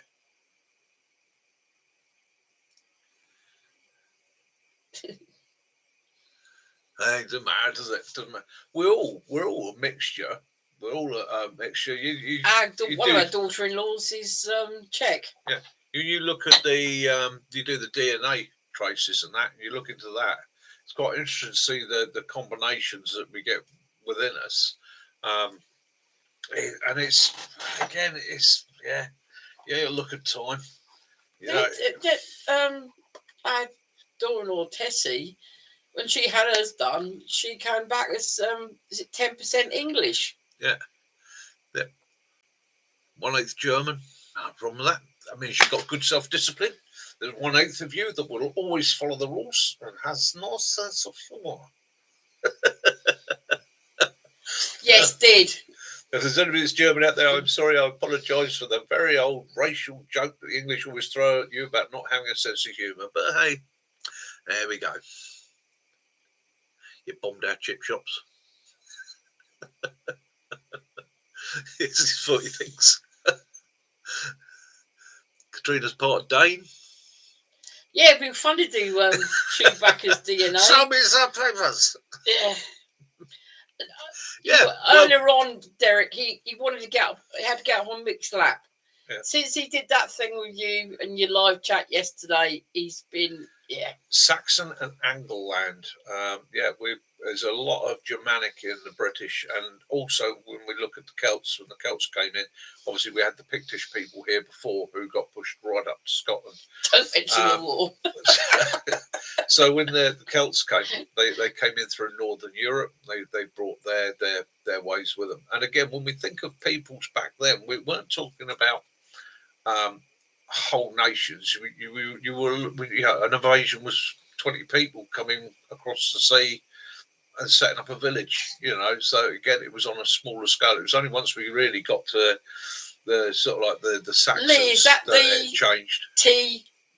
TW something T. It's a pregnant fish, isn't it? Pregnant fish? What, twat? I was trying to be good and not say the word, but you had to go there. It's a pregnant fish. Yeah. That's what Lee was saying. He's according to his dad. Yeah. He's a pot pregnant fish. Yeah. So go. Just don't confuse your sprat with your splat. That was so close. And your computer would have got sprayed then. He's got a habit of doing that to me. Leave for Dad's army. Such an arse.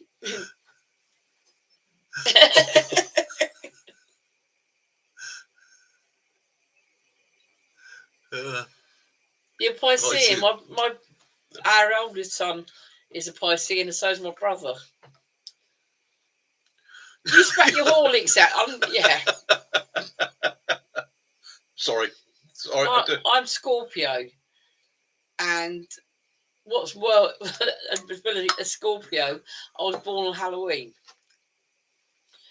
You can get the jokes out of the way now. I don't care.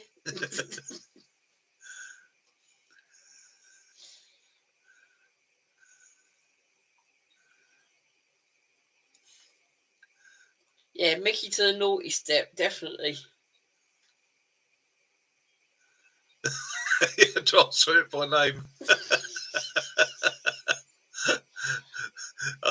Mickey, naughty step. Yeah. Yeah. I've been stood in that corner with the dunce's hat on more than once in my life, and yeah, doesn't worry me.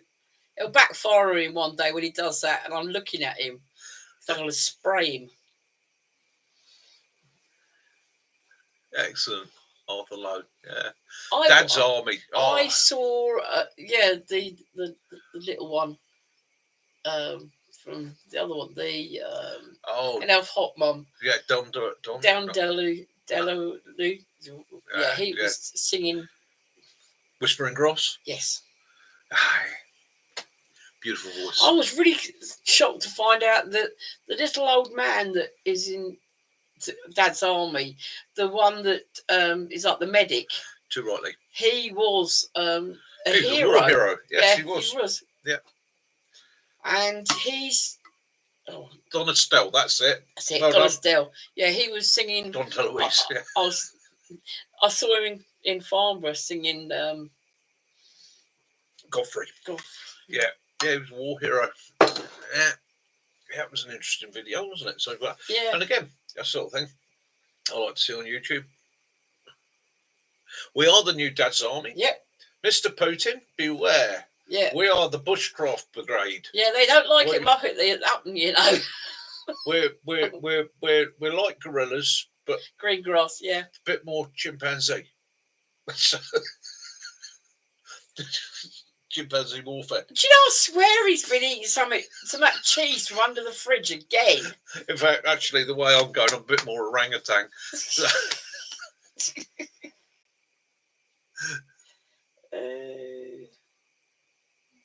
Benny, not a problem, mate.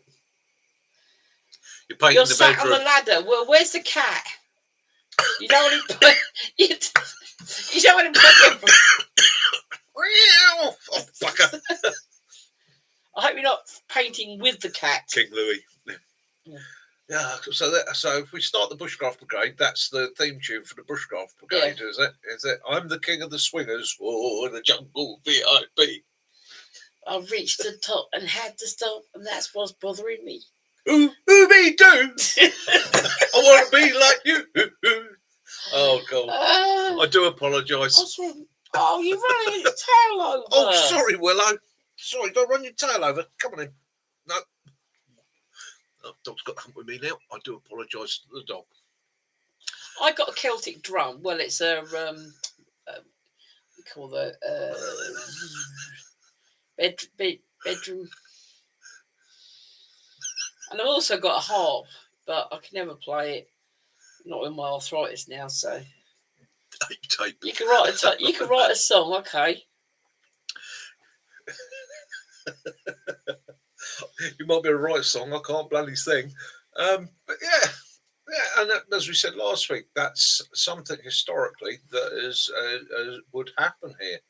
No, I don't honestly think they're going to have conscription. I don't think it would ever go that far because let's face it, you've still got to come a bloody long way to get here. But in the event that they did, not if I'm on my scooter, John. Yeah. I think there's a lot of talk at the moment. There's a lot of talk at the moment about people saying, "Oh, they wouldn't stand up for the nation if they had to." It's a different matter. Bodrum, that's it. When it's on your doorstep, okay. If you did start pushing through Europe, I think people would change their attitude. You might not like the politicians, you might not like the royal family, you might not like the system. But however, when you're threatened with an oppressive system from somebody else, you're not going to have that, right? You should remember the old saying, "My enemy's enemy is not my friend." That's very good, Andy. See me in my pants, Auntie.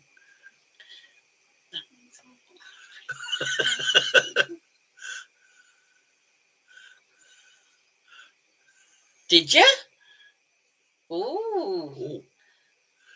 After all these years, after 30 odd years, you're still finding new things out about you, Mac. Yeah.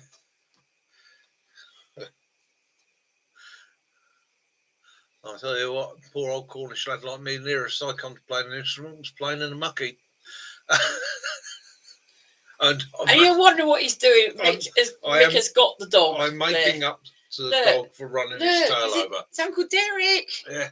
And in your peoples. Yeah, that's it. So making it up to him.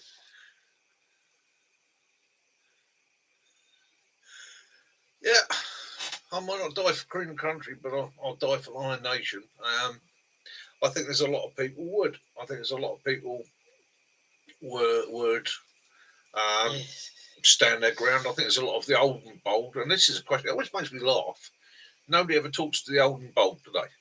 I mean, we were saying, was it four months ago, I think, we were chatting here, and I was talking about civil defence, okay, about how we used to have the Civil Defence Corps, okay, and how in times of national disaster or issue, that sort of volunteer force or volunteer organisation would be a great help in places where you have flooding or you have other issues. You have people that are volunteer, and people will volunteer.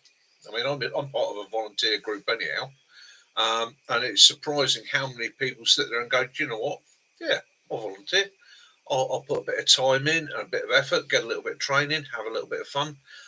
There are bonus sides to these sort of things. It's like during COVID.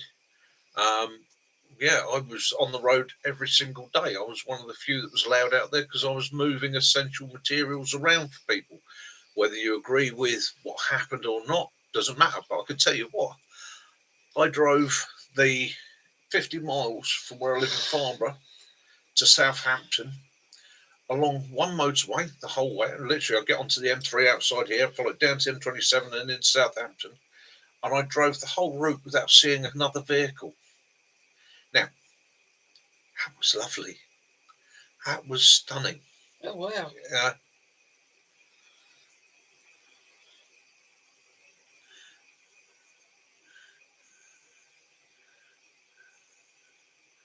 Yeah, I remember that, Mac. Wow. Yes, I remember that. Things did get serious at that point, didn't they? Yeah. Yes, that was a terrible time. A terrible time. Yeah. Oh, yawny dog.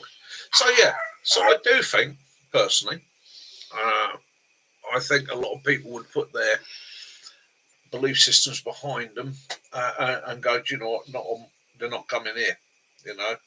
I also think there's a lot of people that would create problems behind the scenes. I think we've lost an element of our national pride, identity, and organisation over the years. It's been whittled away, not by foreigners, but by our own government.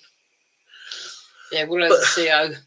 That's enough of the politics, okay? Because it just drags us all down, and we see enough of that crap on the TV every day. Yes. So where are we going from here, my Kaz? My little lovely. Yarps, mate. Have a great week. Take it easy. Yarps. Send us an email tomorrow, and we will get back to you ASAP. How long did it take to build back from the bombing infrastructure in World War II? Right, so you're really talking about 10 years. We were starting to get back on our feet properly in the 60s. I was chatting. Funny enough, I was chatting to my mum about that the other day. Obviously, her generation grew up with it. In actual fact, she was regaling me with some quite funny stories. So, my father's mother, there's a whole twisted story there. The lady that my father was living with, one of her jobs, okay, they lived on a row of houses next to a gasworks. So they lived right by the gasworks gates. So her job was to, in the event of an air raid, once the gasworks was emptied, run out, padlock the gate, and then run for the shelter, which the shelter was about a mile down the road. And my father could remember, or when he was alive, could regale you with the story of how he could remember standing on the steps to the shelter right down the end of the street, seeing his mum running down the centre of the street, and gunfire going down the side of the street as she was running down the side of the street.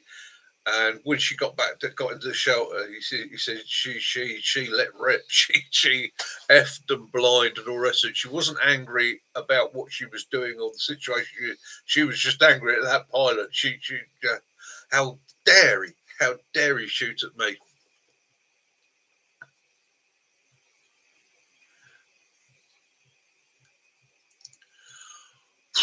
John, mate, you've done enough. You don't have to find me anything. The thing I'm working on at the moment, if you find it or anybody's got some out there that's got it going spare, and I'll pay the postage on it. This belt order kit idea. Yeah. So anybody's got any ideas yoke wise and that way, suspension systems, belts. And what I'm going to try and do, like I say, that's in my mind at the moment, that's too tactical. Okay, that, and I think you'll all understand where I'm coming from. Walking around in that makes me feel like a bit of a Walter with the webbing. The pack, not so bad on its own. Okay, but bear in mind, I tend to predominantly wear combats anyhow. Then with the webbing on, and then with the pack on, it's a little bit. So I want to civilianise that pack. I was looking at, I think it was on Amazon, and I was actually looking at like the builders' chest rigs. And they were doing some in like fluorescent orange and a fluorescent green. And I was actually thinking about it, and I was saying, do you know what?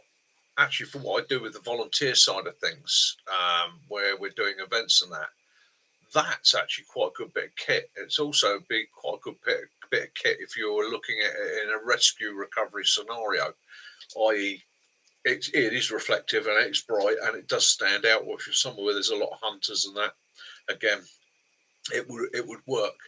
But it's just trying to. I've got a bit of an issue because I've got my military mindset that goes, webbing, pouches, and all the rest of it, load it up, get the rig on, and then I've got my civvy mentality, which is going, don't look like a Walter.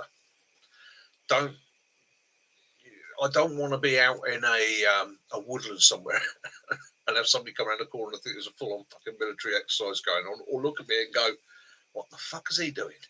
Kitten wants to know if you've got a pair of biker braces. Used to, I used to have a set that I used to use on my winter leggings, quite elasticated ones, but yeah, they're out there somewhere. Met Paul McCartney, Mick Jagger. You lucky bugger.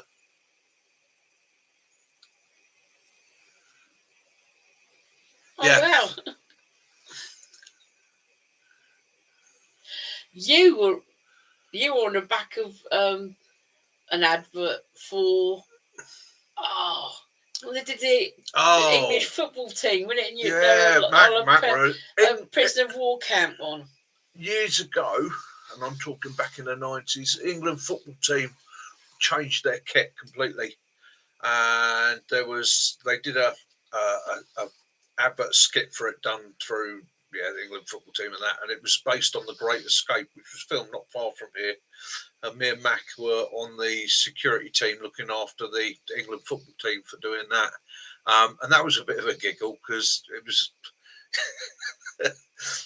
some of the gear there was quite amazing, and there is a bit of a funny story about the kit and what happened with that, but we won't go there for legality reasons. Yeah, Derek, he loves that. It's somewhere around. That was absolutely lovely. I think, you know what, Derek, that leaves me with a quandary, doesn't it?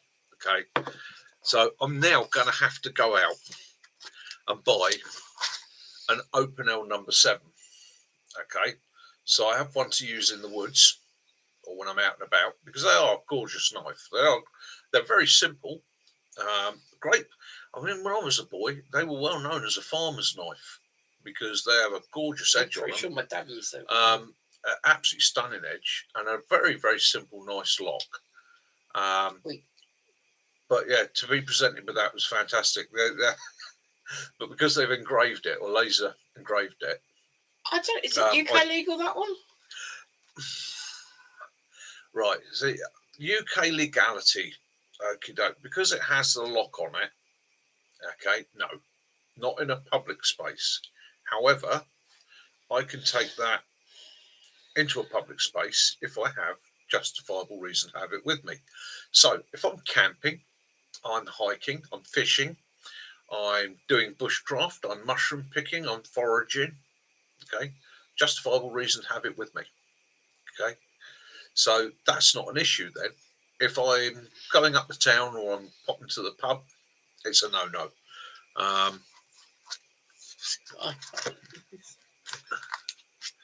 So again, it's you have to look at the context and stick your ground on the context. Okay, there's a lot of people out there trying to tell us no, it's banned, it's banned, it's banned. It's not. They're not banned.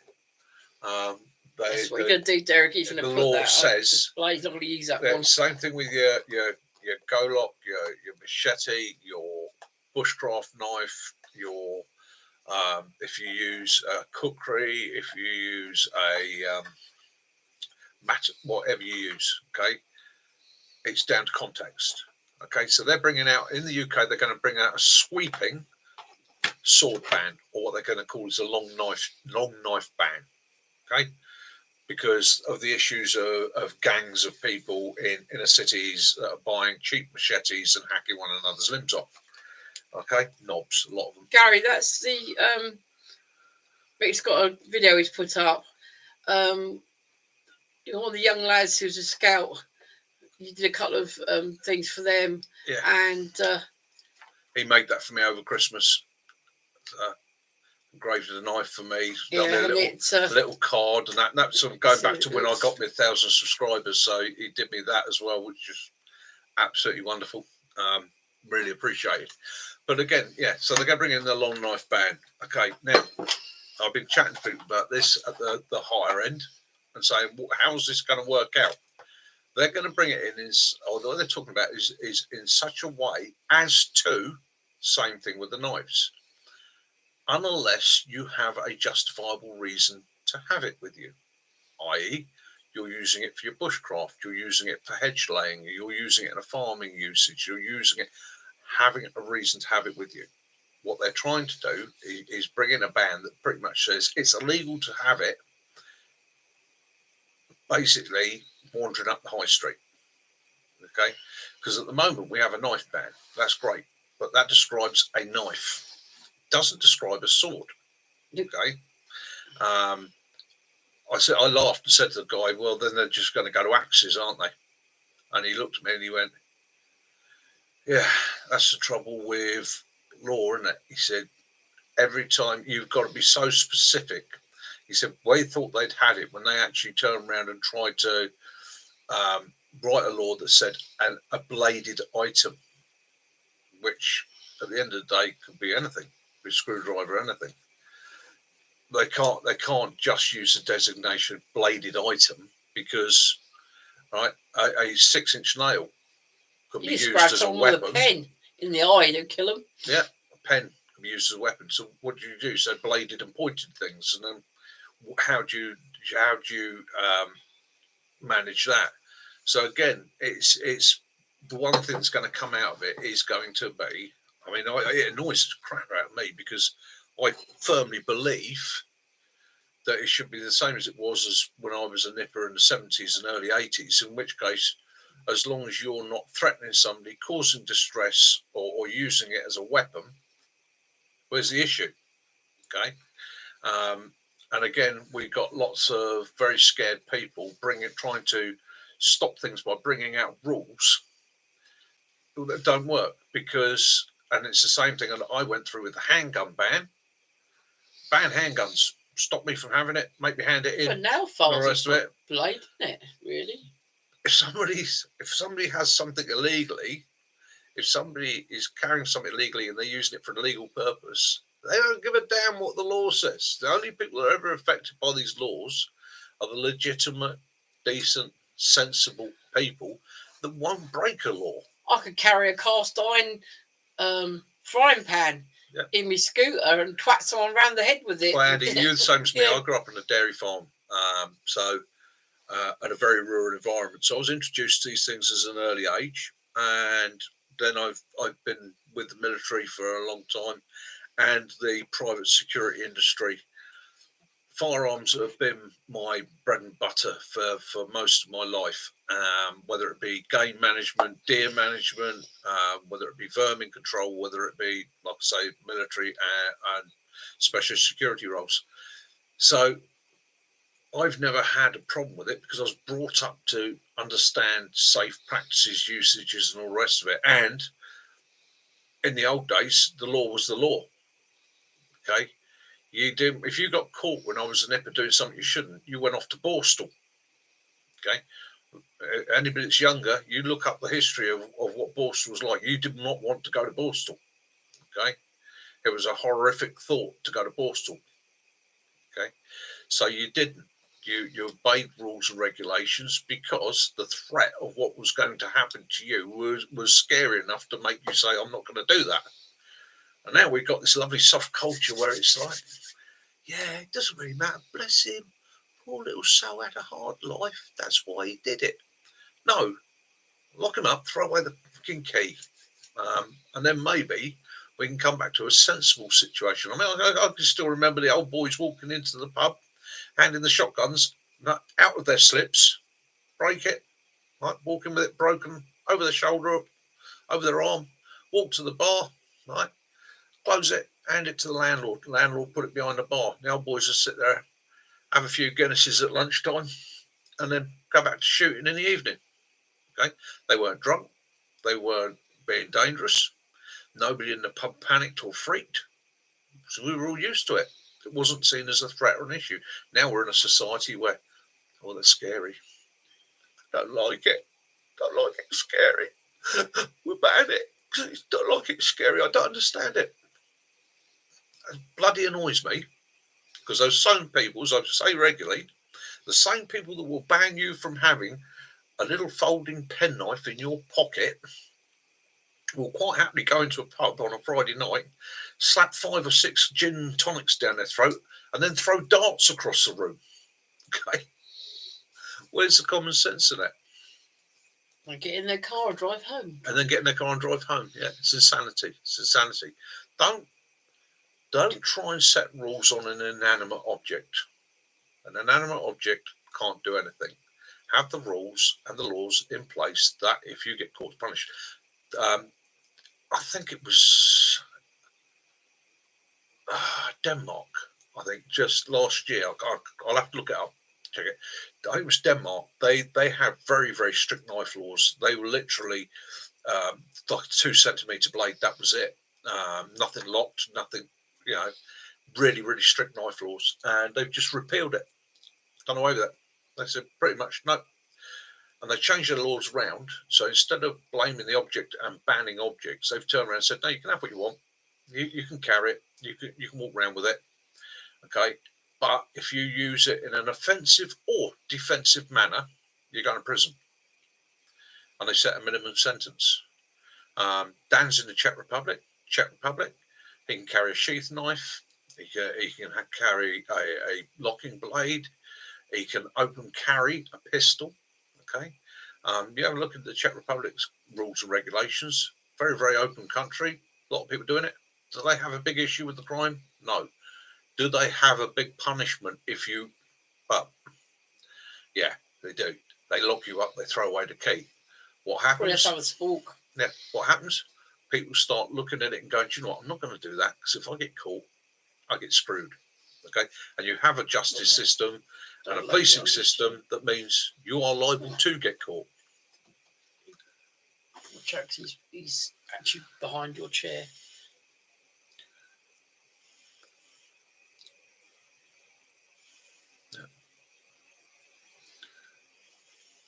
Yeah. Really? Yeah, grew up there. That's why I like cheap shotguns. I mean, one of my favourite shotguns is a Baikal. It's Russian made. They're a heavy gun. They're a bit of a thumper. They'll take any cartridge you want to put into it. Okay, it's designed to fire home-loaded cartridges in Russia. They're proof to the roof. They're heavy. They're bulky. Chuck it in the back of a Land Rover, bounce it around on the bed of a Land Rover, take it out, and still shoot straight. Okay, so I do like basic, honest, hard-working tools. Don't get me wrong, I can look at a Purdy or a Lambert that's fully engraved, beautifully made over and under, and look at that and think to myself, what a stunning work of art. I wouldn't want it because I want to get it wet. I wouldn't want to take it out and get it mucky. I wouldn't want to, you know, I'd be panicking about cleaning it because it's a very valuable item. Me, quite happy, an old, I've got a side-by-side and over and under, a couple of single barrels and that. I've got a pump that I use for doing practical shotgun. So, again, good, honest working tools. Berettas, yeah. Spaz 7, yeah. Old Frenchy Spaz. I can tell you some stories about those. Used to use them in my old one of my careers. In fact, the first time I'd come across one, but the first time I was with a unit that had one in their armoury, they had Remington Wingmasters and they were the 870s and Franchi Spaz. And the Franchi Spaz was just sat on the firing point. And I said, what are you using the Franchi? Oh, it keeps jamming, giving us loads of grief. And I said, we shouldn't do. Bloody good gun, that. Picked it up and had a look at it. Couldn't find anything wrong with it. Stripped it. No, it's all clean. Should all function okay. Picked the cartridges up. And I was like, fucking hell. Basically using a light clay shot. And I was like, well, I ain't going to cycle in that. So following, about 3 days later, I went in with a load of SGs, quite heavy cartridges, 3-inch magnums, threw them in, put them, because that Franchi, load it up. There you go. There's no problem with that. So that was it. They started ordering some heavier cartridges for training. And again, that was down to somebody in stores ordering cartridges. Oh, well, those are half the price of those. We'll get those in. So after all, it's only 12 gauge cartridge, isn't it? Yeah. Lack of knowledge. Oh dear.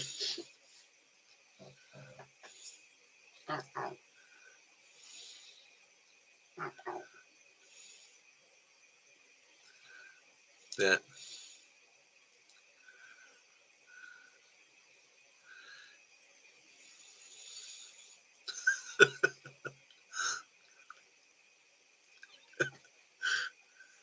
Not Katrina. Oh, I love a lever gun. Yeah. Yeah. Used to use. In fact, I think I've shown you before. I've got one of the old cases here that I've reheaded 4570. Yeah, nice. That wakes you up on a cold morning. That makes you feel alive. Yeah. Oh look, I'm going to get demonetized on this again because we're talking about firearms. Oh, I turned the monetization off, didn't I? Yeah. So that's another thing for you guys. I don't know if it's the same in the States as it is in the UK. If I live stream here, and like if I wanted to show you my shotguns or something like that, the second I put a gun up in the screen on a live stream or a live chat, the algorithm will shut it down immediately.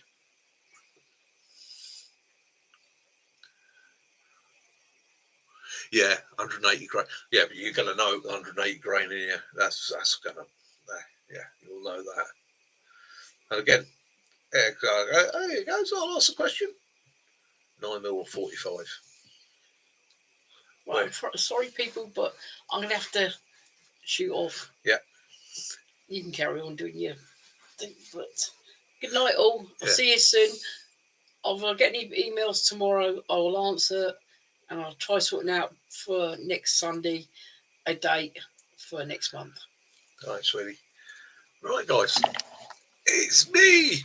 All right, so yeah, what we'll do, we're at 1:52. We'll probably wind up at about the 2 hour mark. So yeah, I'll go down. You're right, love. Yeah. I'll go down. Sort out some nice cup of tea and that. So yeah. So you guys in the States, 45, 9mm. I'm a 9mm man myself. Over the years, to be honest with you, I've sort of, yeah.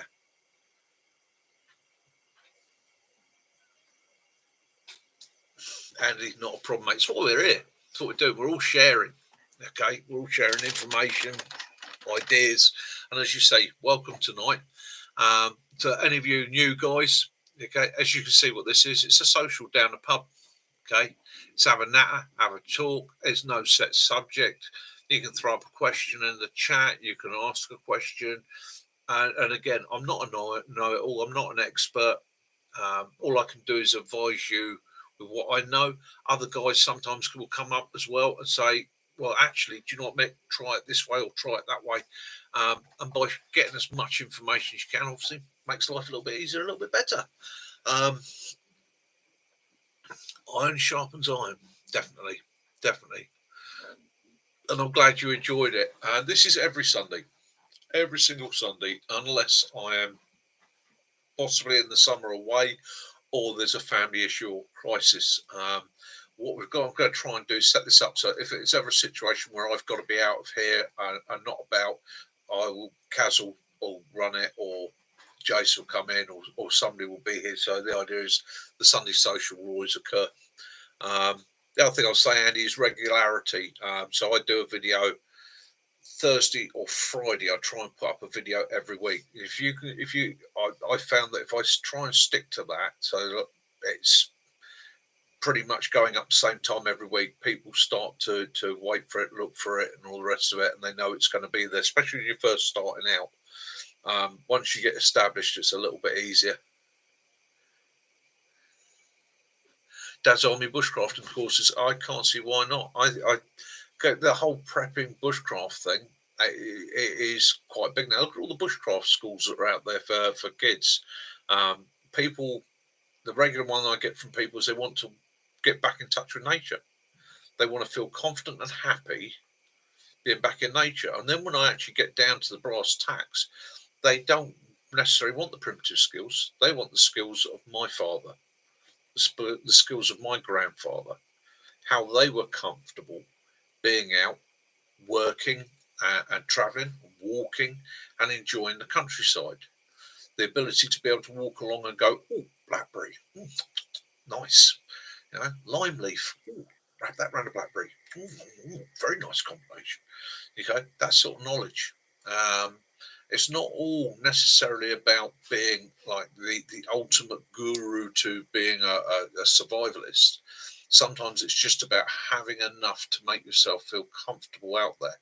Night times in the woods, okay? Yeah, people come out and spend a night in the woods with me, and I sit there and they laugh because I sit there and I go, blackbird, robin, badger, fox, muntjac deer, roe deer, and it's all by the noises. But that's because I've grown up with that, because my father would sit there and go, you hear that? That's a badger. You hear that? It's a hedgehog. You hear that?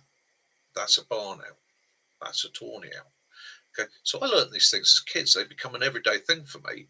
As I got older and I started working with the military and I started working in the security industry and I found myself in very rural environments, that level of what the fuck is that gets reduced. It doesn't go away completely. There's still the odd occasion where I go, what the fuck is that? Right? And invariably it turns out to be a human being. Okay. But again, that's the one which then freaks me out, because I'm like, why is somebody walking around this woods at 2 o'clock in the morning? I'm the only one up here. What's their game? What are they up to? Are they up to no good? Okay. So then I use what I know about being in the dark to my benefit. And invariably, they'll either run away or it's one of the guys that's come up and walk his dog at silly o'clock in the morning because he can't sleep. So again, it's all life skills. And yeah, the courses, that's how I run courses.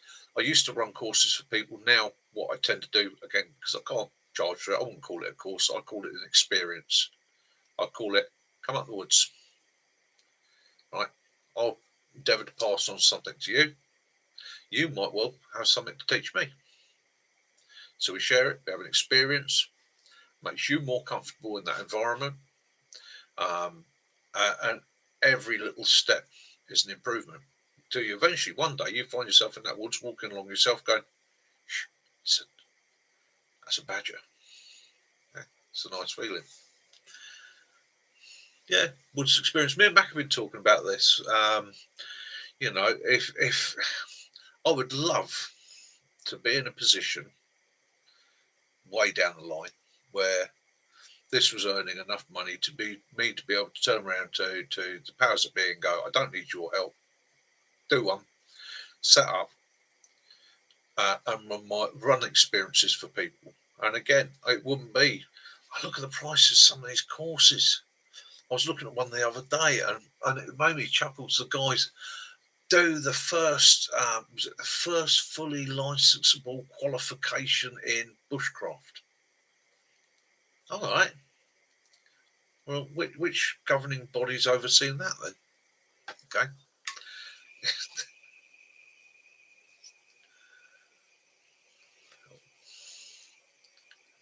Yeah, it could be a walk in the park. It could be anywhere. Okay, your bushcraft skills can be practiced anywhere. In actual fact, it starts at home. It starts with simple things like, you know, your knife skills. You're doing a bit of carving, whittling, practicing with that, perfecting your knife skills. Doing a bit of firelighting. You can do it in the back garden. You can do it on the windowsill. You don't need to light a big fire. Okay, as I'm always saying to people, the actual making of the larger fire is the easy bit. The hard bit is making that spark go to ignition prolonged enough that you can build the fire up from there. You could develop gear, kit, you can put things together. I mean, if you want to see one of the best guys I know for improvisation, because again, this kit costs money, Benny. Go and have a look at Benny Bushcraft's channel. Right, there's a man. That's a genius for improvisation. That's where, if you want to talk about prepping survival, bushcraft, that's getting back to what it should be. That is taking what you have and making something you can use. Okay, survival is about looking at what's around you and making the most of whatever you can scavenge, find, pull in, put together, bodge, make, right, to keep the wind, the rain off, to keep fire, to so on. It's a development technique, and everybody finds their own process to it. And what you will find is addictive. So the more you do, the more you go down the line. You start picking up bits of kit. You use it a few times, and I'll be honest with you, sometimes you use it a few times. You go, it's a good bit of kit. Don't want to lose it. Bored with that one now. Want to move on to the next one. Okay, so you perfected the skill in that one. It's time to move on to the next one, and then you save up and you go, do you know what? I'll try that. Okay. Yeah, that's Bushcraft MacGyver platoon. It is, and that's something that we almost lost really, with the ease of getting kit and getting things cheaply, the ease of the internet and so on. Not tying, John. Yeah, brilliant. And again, yeah, Lofty Wiseman. Yeah, good old Lofty. Oh, he's a lovely bloke. He really is. Yeah. Your large name put on simple general knowledge without boundaries. Yes, exactly that, Lee Michael. And you never stop learning. Knots. Says another one. There are 150,000 different knots and hitches you can use. Always know the difference between a knot and a hitch. Okay, so a knot is not designed to be undone, hence it's called a knot. Okay, hitch is designed to be undone. So again, so just a bit of basic terminology that I had beaten into me in the Royal Engineers. Okay, so yeah, your hitches are your slip knots and things like that you can pull releases. I don't do many knots. I've found for me personally, I find it I've got the memory or the muscle memory developed to do a quick overhand slip knot and then apply that to almost anything I need, whether it's put a stick through the loop, pull it back to lock it off, or whether it's put another slip knot in the other side. So again, that's my go-to, and everybody finds their own go-to. Find something that works for you, whether you use a trucker's hitch, whether you use a Jamaican hitch like Benny's daughter, yeah, whatever you use is right.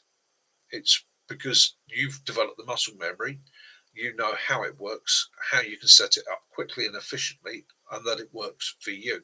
So again, it does.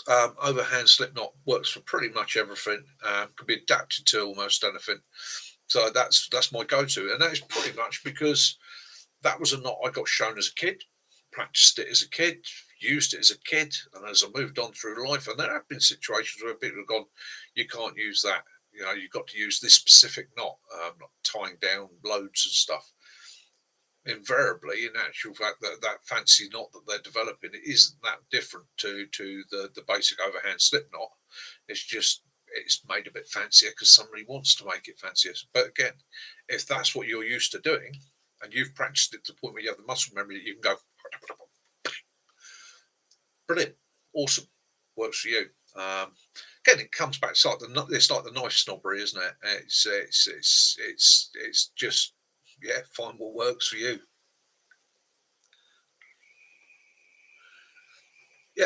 stovecock camper, exactly that. You've developed that muscle memory, the technique that works for you. You can do it quick, you can do it efficiently, and again, that's what it comes down to: is practice, practice, practice, practice. Till you can just without looking. Mac, catch you later, mate. I'll speak to you tomorrow. Take it easy. Have a good night's rest. Keep warm. Dara love, yeah. Catch you later, mate. Take it easy. Yeah.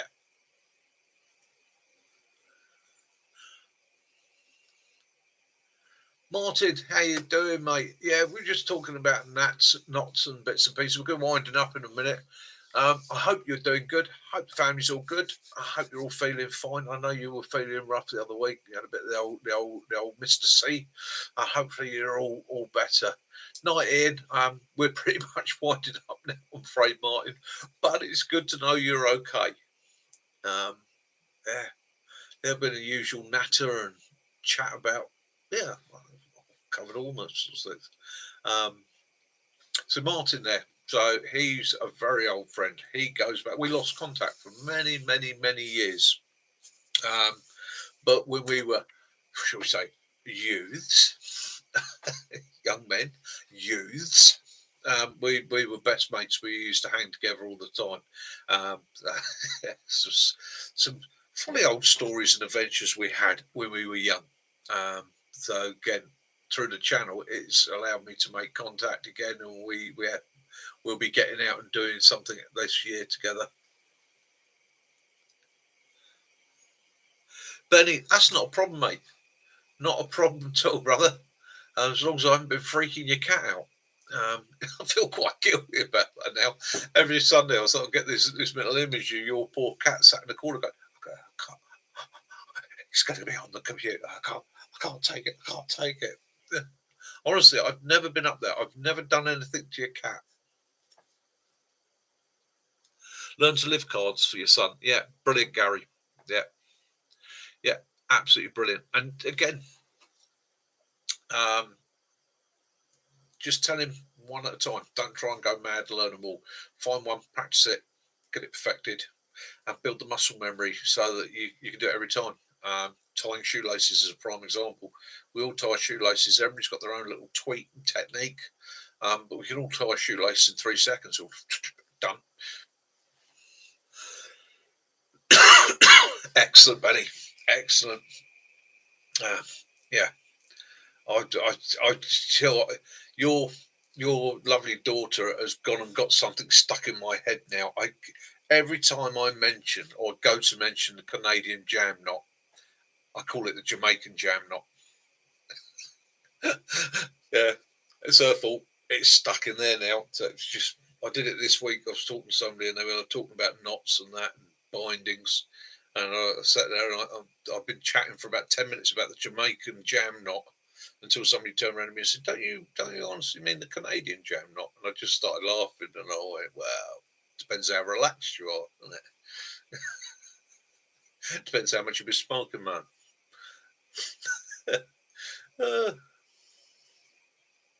So yeah, that's last week. That was, God, that's locked in there now. Jamaican jam knot.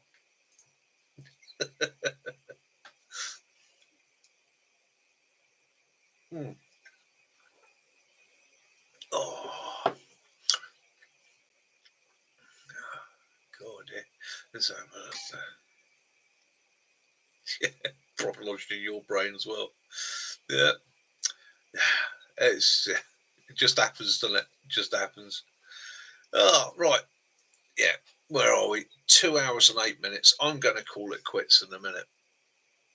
Yeah, actually, yeah, that thermal mug, I will say, bloody good. Okay, Costco, 25 quid. Like I say, it's got the other top, which has got the like the cafetiere press. So I like a filter coffee quite often in the mornings if I'm going out to do something. So I've got it so I can literally make up the coffee, let it brew, and done. Black coffee, 3 sugars. Yeah, that wakes me up in the morning. Yeah, so that's 2 hours. So we might as well call it a good 2 hours 20 because I made it about 10 minutes before we went live, and it's not hot, but it's warm enough to be a pleasant drink. So yeah, quite happy with that. Because again, that's another issue, isn't it? Thermal mugs. There's so many out there. It's actually finding one that does what it says.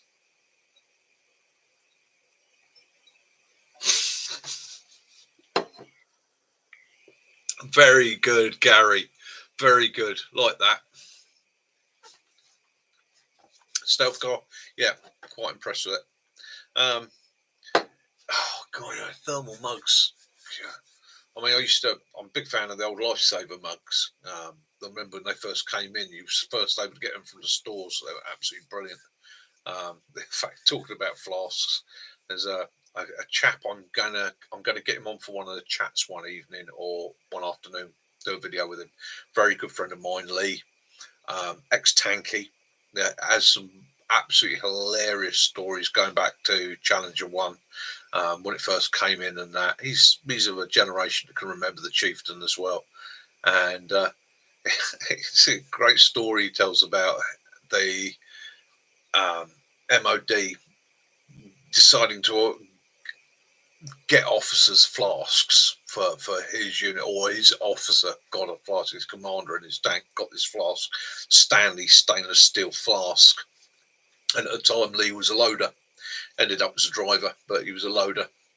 And so he's there, and he said, sort of looked up at the boss, said, yeah, a chance for a sip of your coffee, boss. And the bloke literally, he said, this bloke took the flask, moved the flask, and went, no, it's my flask.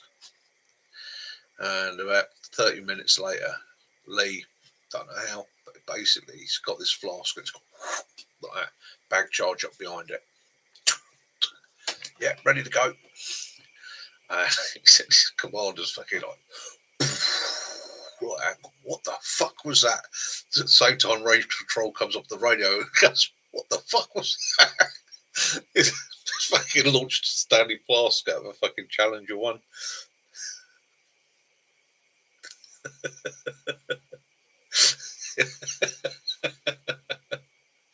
And that was down at, I believe that was down Lulworth Cove. I can't remember what the name of the tank range is down there now.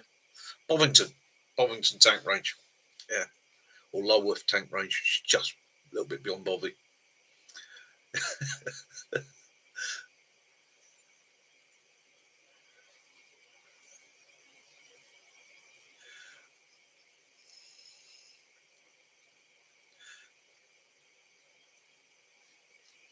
Benny, cracker, mate.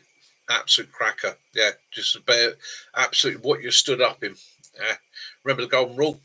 First rule of survival starts with your clothing, starts with your layers, starts with what you're wearing. Beyond that, you should be able to survive almost anything with a little bit of an imagination.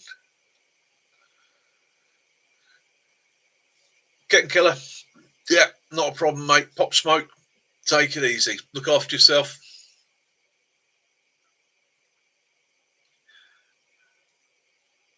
John. Yeah, last thing you want is a breach obstruction or something like that. I think it was 120 millimeter. Was it 120 millimeter? It was 120 millimeter. I'm not a tanky person. I've always seen them as big, scary, nasty things. Don't like them. Sitting there in your little basher, and you hear that rumbling coming in, you're thinking, fuck's sake, go round, go round, go round, go round, go round.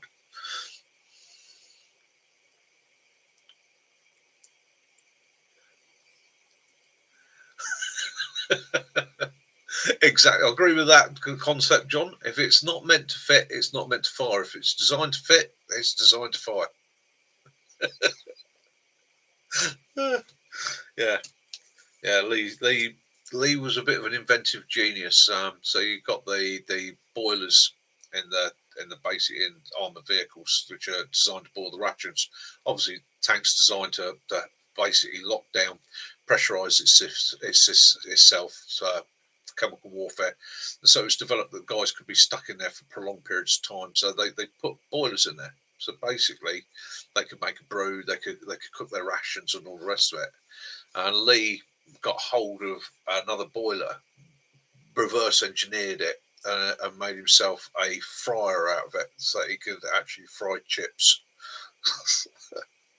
He said, it's quite popular once everybody else realised that you could do this. And he said I had a nice little business going for a while, adapting other people's boilers and turning them into deep fat fryers.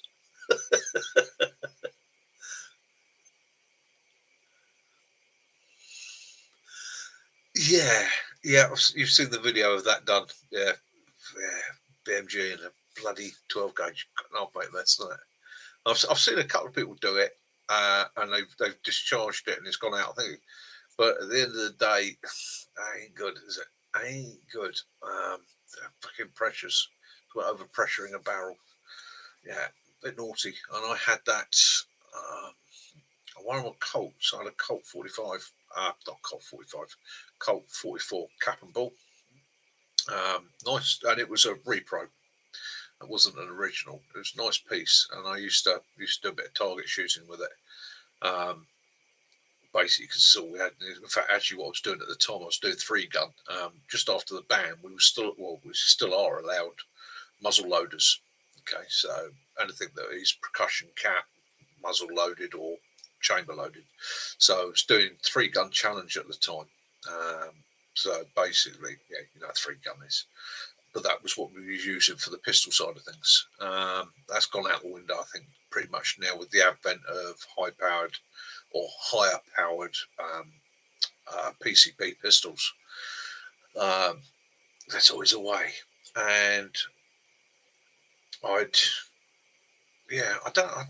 think what I'd done, because obviously you're measuring out your pyrodex, and I think in loading it, because I was explaining to somebody how it worked, I think I double charged one of the cylinders or one of the chambers, and I've obviously put the ball in, pressed the ball, and then waxed it. I mean, on the cap and balls there, we would basically use a bit of fat traditionally, but we had like a very soft beeswax formula that we just smear over the top. One, it helped lubricate the ball down the barrel. Two, it helped seal the chamber or the cylinder so you didn't get a ring fire. And I double charged this, and my God, and that actually set off. It detonated the cylinders each side of it. That was a scary old moment. That was one of those, you know, you then put it down like that, place it down, step back for it, check all your fingers are still attached, look at the guys around you and go, right, I've made a mess of that. And again, it was a lesson in don't allow yourself to be distracted when you're loading, especially if you're measuring out powder and things like that. That was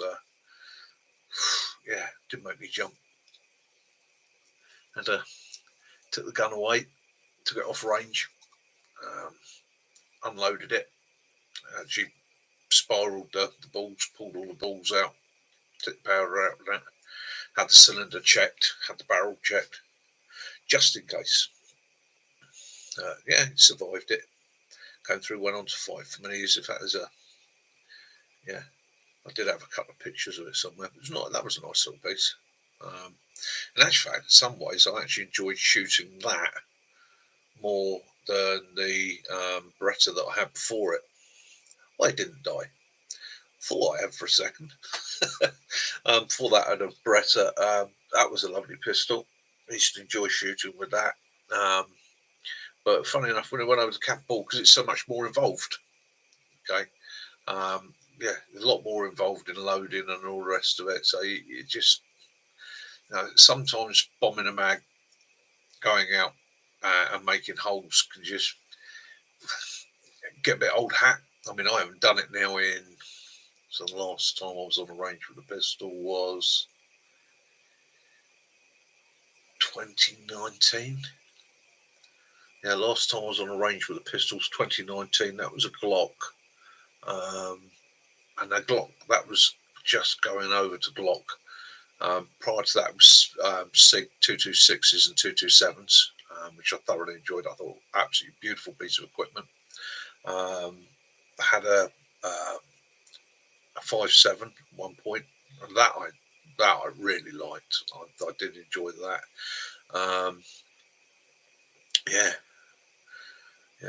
And then of course we had the advent of the MP7 coming in for the It actually came into the guard service, which was attached to our unit. So we used to do their training and their allocation days for them. So I had a crack with that. That was nice.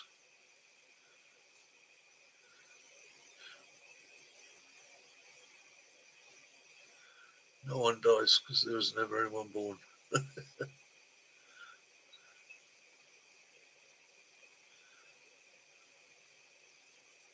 1911. Now there you're talking. Yeah, nice bit kit. Yeah, can't go wrong with a 1911. Yeah, nice, simple, basic. I mean, my first issue 9mm was a Browning. And I loved it. Browning HP, beautiful piece of equipment. And then got the BDW after that, or BDM, sorry, after that. Nice pistol. The only reason the MOD stopped it using them was primarily they got shot out. Yeah, it's nice bit of kit. Nice bit of kit. In comparison to what they get now, I think it was probably a better tool, primarily from the ground. And again, I know it's not going to take every. Please don't get angry, YouTube, but I'm talking from a military man's point of view. You go from your long down to your pistol. You go to your short, and you crack it off. And if you're now in a tight, confined situation where, oh dear, it's empty, at least you've got that nice big lump of metal in your hand. Okay, because if it comes down to having to trade blows, that's what you're going to go to. Not that I would ever condone any form of violence. I'm quite the hippie these days, quite pacifist. I try and avoid violence at all costs. I've seen too much of that. Yeah. Pistols short range. Yeah, I think it's basically, it's a simple fact in it. If you're room clearing, and you're going in with something that's a bit longer, you might want to come to something shorter there, and it's a backup. So at the end of the day, if you get into a close contact, you get your long jams up, and you're in a fight. You can drop the long, go to the short, and then at least you've got something with you. It's in the old days, again, the average British soldier didn't get a short at all.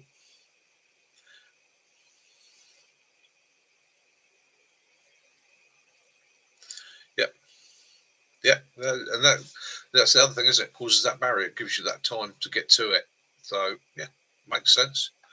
And again, that's the interest. And that's one of the things that's annoying. It does get annoying, isn't it, about YouTube? Is we're talking practical sense from a police military scenarios and all the rest of it. We're not condoning any form of violence or using the weapons for violence.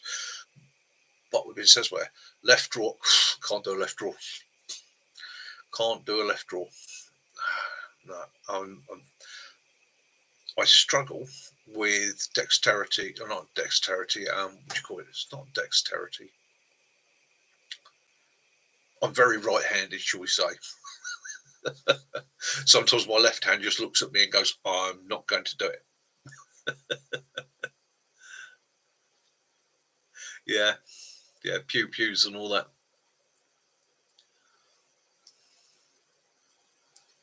Yeah, stealth car. Yeah, but that was that generation, wasn't it? I mean, I was lucky.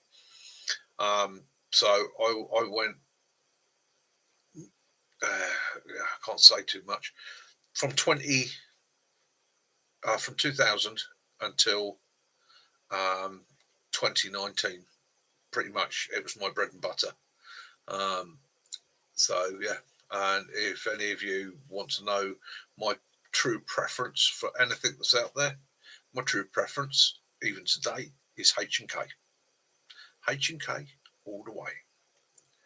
I know there are many advancements and there's been better systems come out now, but I still am a bit of a purist.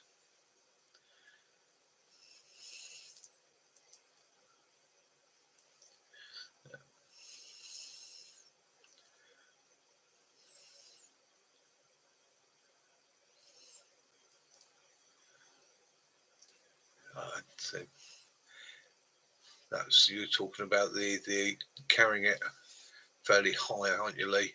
So for me, it was either on a drop leg holster or it wasn't carried externally.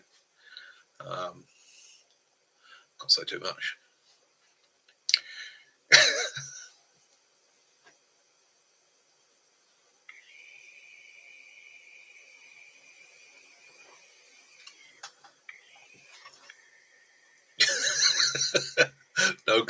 No good plan survives the first contact with the enemy. There's more than once I've looked at a situation in his life and said, "You said there was only a couple of them here."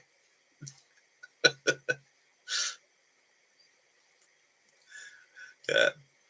All right, 2:25. Kaz is downstairs. I'm going to go down, make us a cup of coffee. Or make her a cup of coffee, make me a cup of tea. See if there's anything she wants to nibble. Make sure she's happy with her meds. And let Willow, or take Willow out for a little trot around the block so he can do his little doggy thing.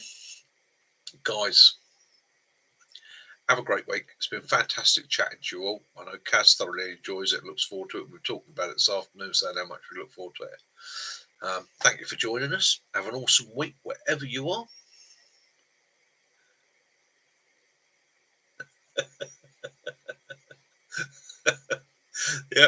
Yeah, completely, John.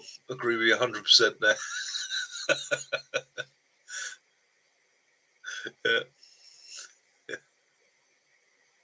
Yeah.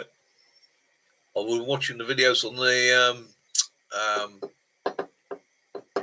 A10.